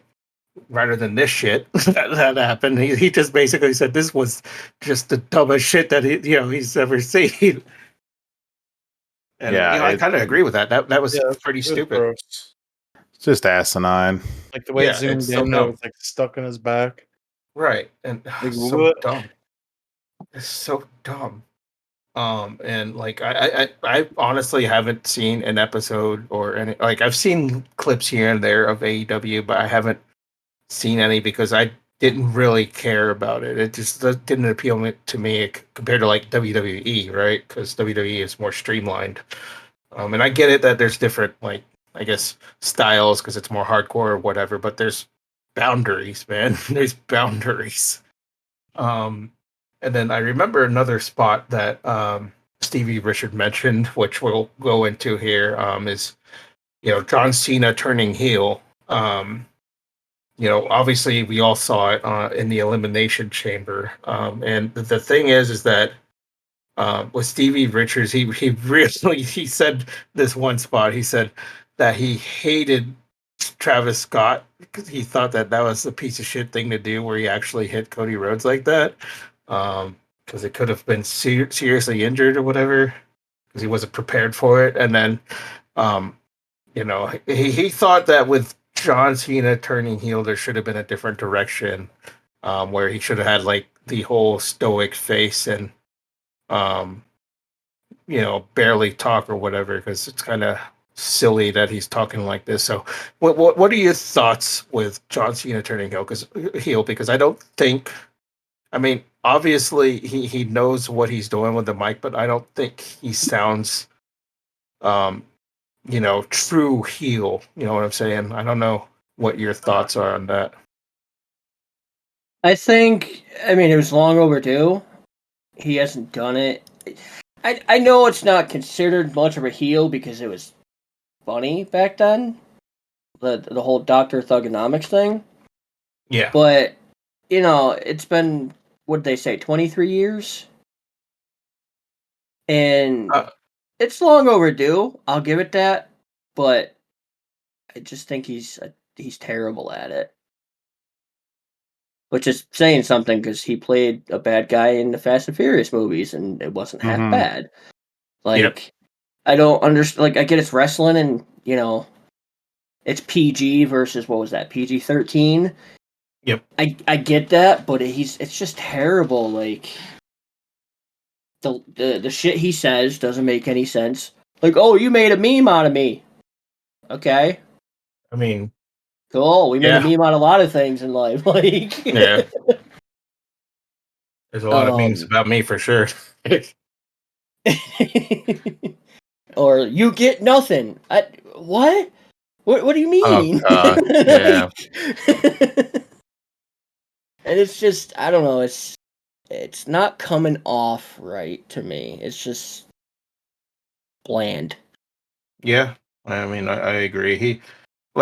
We all know he has mic skills. He knows how to talk, but I just don't feel him when he's a heel. I mean, he's just soaking it up, whatever, let him do his thing. But at the same time, like, I don't know, it would have been great if he came out with the Thugonomics shit, it'd be hilarious. And maybe go through that route. It was so funny. But like, I don't know. I think that I don't want to say he's trying too hard, but it's just like, if anything, it's not enough. Like, you're still overexpressing yourself as a heel, I think, as John Cena, because I think, John Cena, personally, I think he's just used to being a face for that long. He kind of forgot, like The Rock. He's so good at being a heel. It's ridiculous. And then, John Cena, like, I don't know, he needs to work at that, but like, it's his quote unquote last tour. So, his final farewell, whatever.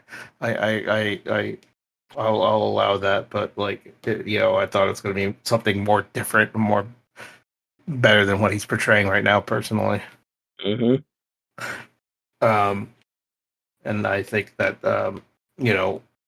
he's, I think at the end here, I feel like he's just trying too hard on his mic skills. He needs to, and I kind of agree with Stevie Richards. He needs to just be a lot more, I guess, stoic, expressionless, if that was the case, because we all know he talks, right? So it's probably better if he just does dumb stoic things, like looks at the crowd, kind of do that, like what he did after the Elimination Chamber, just kind of do a mic drop and leaves. That's perfect. Leave it like that, and then lead towards WrestleMania and talk a couple of times. But every time you talk, you just sound like I don't know somebody that's desperate. That's it's pretty bad. But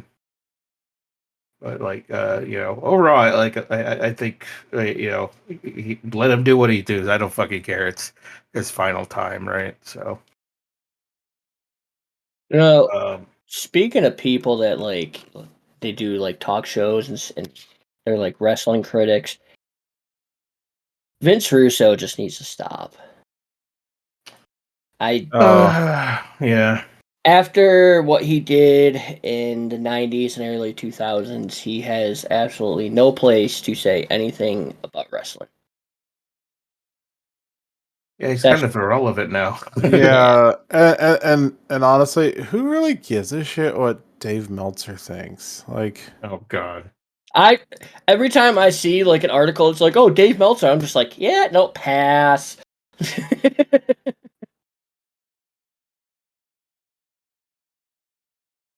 Yeah, Dave Meltzer is weird. God. Fuck. Let me think. Sorry, I'm currently watching Ryan Hall, y'all. Oh yeah, that's going on still, isn't it? Yeah. Let's push on towards the end. I guess we could wrap things up here after this. We could talk a little bit about, I guess, Marvel, like we mentioned before. Me and Kirby, I will say, we were in Discord watching this big announcement of the Avengers, right? And we literally we were playing, funnily enough, Marvel Rivals, watching this fucking thing, and it's literally like 4 hours of these chairs. And then at the end, we're hearing this fucking triumphant Avengers song, and Robert Downey Jr. shows up. It's an announcement. That's all it said. So I click on it, and then it's just, who was the first person we saw? Was it Shang-Chi? No, it was before Shang-Chi. I forgot his name. And then it was Shang-Chi. Well, it wasn't Winston Duke. It was somebody weird. Not weird, but like a strange name. I don't remember. But and it Yeah, just like keeps every 20 panning to minutes, them. every 20 or 30 minutes, just move to the next chair. Like, it was exciting, but like it definitely should have been shorter.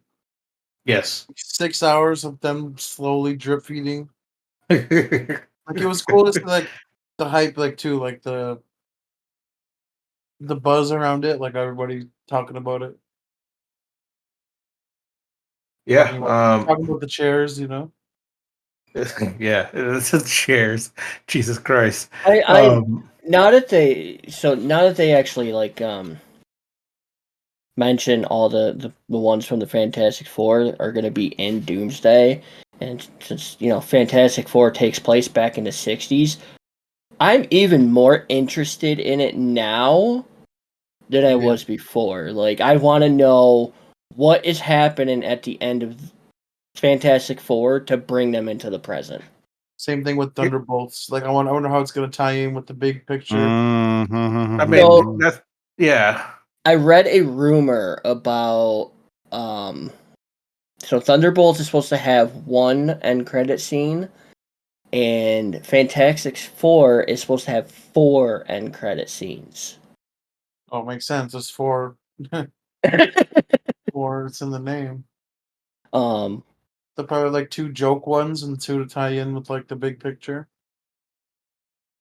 Just have like the Thing fucking around or something for the first one. I wish they'd bring back Jonathan Majors for Kang and do a proper tie-in. That would be cool. Yeah. Or like have the show show the because they show the big council of them, right? Yeah. Like, show them what happens to them. Doctor Doom just shows up and eradicates them all, Collapse them, he's done it before. It would be cool to see like him as a surprise like villain. Like he pops out, walks out like out of nowhere. It's kind of like in Infinity War, right? Red Skull just appears out of nowhere for no reason. That's I true. get That's I weird. get what they were doing with Jonathan Majors. They did it, they were trying to avoid like DC did with Ezra Miller. Like he was an abusive douchebag and they kept him on. They didn't want to do the same thing. I understand that. But when everything gets dropped, fucking bring him back. Yeah. Maybe that's why they've been quiet. Maybe they are bringing him back. We'll see what they do for Doomsday, though. I'm excited. I mean, he was great as Kang, and the fact that he could play like different versions of Kang all by himself was really fucking good. Yeah, I liked it. It was good. I think here's my theory. Especially since we were watching the fucking chairs, we see, the X-Men characters, the actors. I know Alan Cummings, fucking, Nightcrawler and all this, and I'm thinking there has to be some sort of interdimensional shit, because what if something happened also with like Doctor Strange, let's say, and then all this shit melts together. There was the ending of Doctor Strange where Charlize Theron came out. I forget the name of her character. And it was basically said, well, you created an incursion and opened up a portal to a different dimension. Yeah, I remember that now. Like right before he opens up that shitty fucking CGI eyeball on his forehead. Yeah. And we haven't heard anything since about that. Like, isn't that supposed to be Dormammu's daughter? Yes. Yeah. But and it's also supposed to be his wife too. So weird. Okay. But the other thing is like easy there, Rachel Zegler. Weird. We haven't heard anything about Doctor Strange, and he's not even mentioned in the Doomsday film, and you think he would be. Yeah. Oh. Okay. Well. I'm leaving that in the podcast. Oh my. The whole thing is crazy to me. I think I had a good idea with that, but I've seen a couple of different theories why there's so many missing Avengers names and why there's an asterisk on Thunderbolts is because they're thinking they're going to be doing the Dark Avengers. So like there's going to be like the black suit Spider-Man, Tom Holland, evil Doctor Strange. That'd be cool. Again. It'd be cool because like think about like Tom Holland and Iron Man, right? Like it's not the same people, but like in an alternate universe, he could have been evil. That would be amazing, actually. Maybe that would be a thing. The other theory is like the multiverse is going to happen. They'll all start fighting, and it'll be X-Men in the beginning versus the Avengers, and then they'll team up to go beat up Doctor Doom. It really drives me nuts that they started this whole multiverse saga, stopped it, and now they're trying to redo it. Like, just keep going. Well, then they're just kind of doing like how Logan was like when Deadpool were like the big laps for most of the Marvel Anchor Fox things. Well, yeah, think about like Magneto didn't really get like a send off. Xavier did, but he got his cheeks clapped again. Johnny Storm got a send off. All of his skin. Oh, that's what I mean. Like, they're gonna don't do me like you did, Johnny.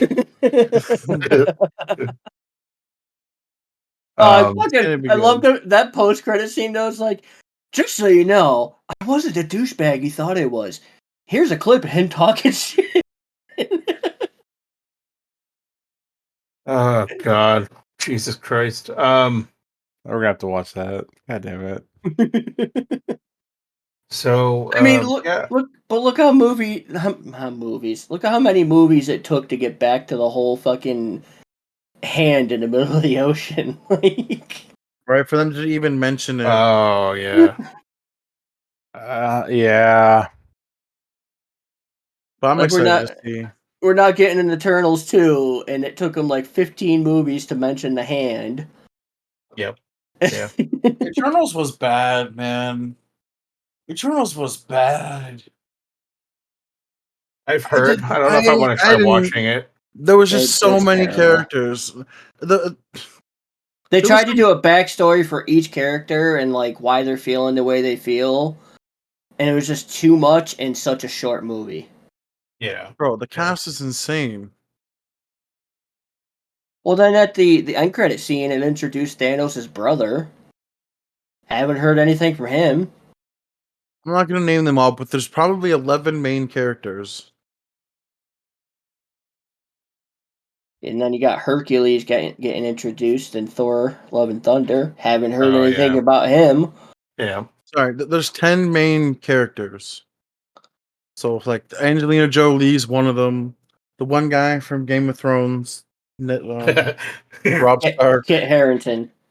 He's in it too, yeah, and Rob, the young wolf dude. Oh, yeah.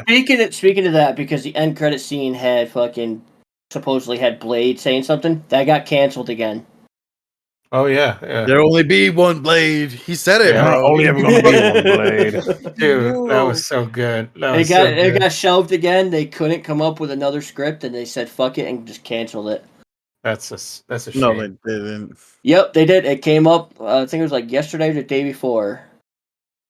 Yep. He's not Gaming. out of the MCU. They are saying he will show up somewhere else, but an actual Blade movie is canceled. They're saying because of strikes and like There really is only ever going to be one blade.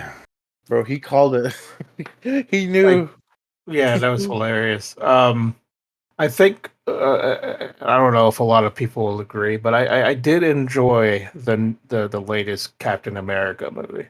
It wasn't liked it. bad. It was good. It was good. I liked how Captain America finally got his little, like his homie, you know, like he's always been like the side guy and the Yeah. background character, and now he's like the center. I thought that was great. Yeah. Bucky like- coming in towards the end was just like, Yeah, hell yeah! Yeah, obviously he was gonna show up, dude. Obviously, Bucky And then was. that's The fight scenes Yeah. were really good too. Like, yeah. I wish the loved Hulk it. fight scene. No spoilers. The Hulk fight scene was longer. Yeah, they dragged it out, Mhm. out like the old fucking Hulk movies. Like you don't see him full Hulk till like towards the end. That's Or like basically. Like 15 minutes. Sounds like, bro, come on.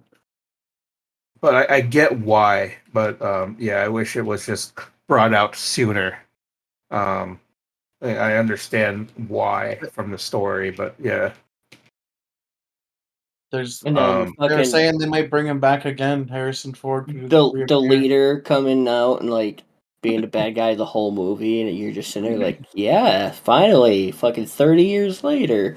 Mm-hmm. It was that kind of teared me up too at the end too, where Liv Tyler showed up. That was really good.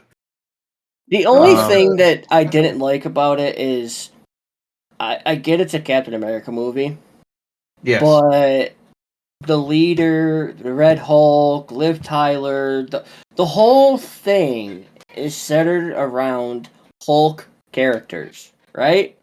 Yes. It not even a fucking like picture of him. Nothing. True. Yeah, it was very much a Hulk sequel. Without the Hulk. Yeah. like That's true. Skitzo just said, Liv Tyler's in it. That was I didn't expect that. I thought maybe the voice cameo shit's good good enough, but then that she actually showed up. That was pretty cool.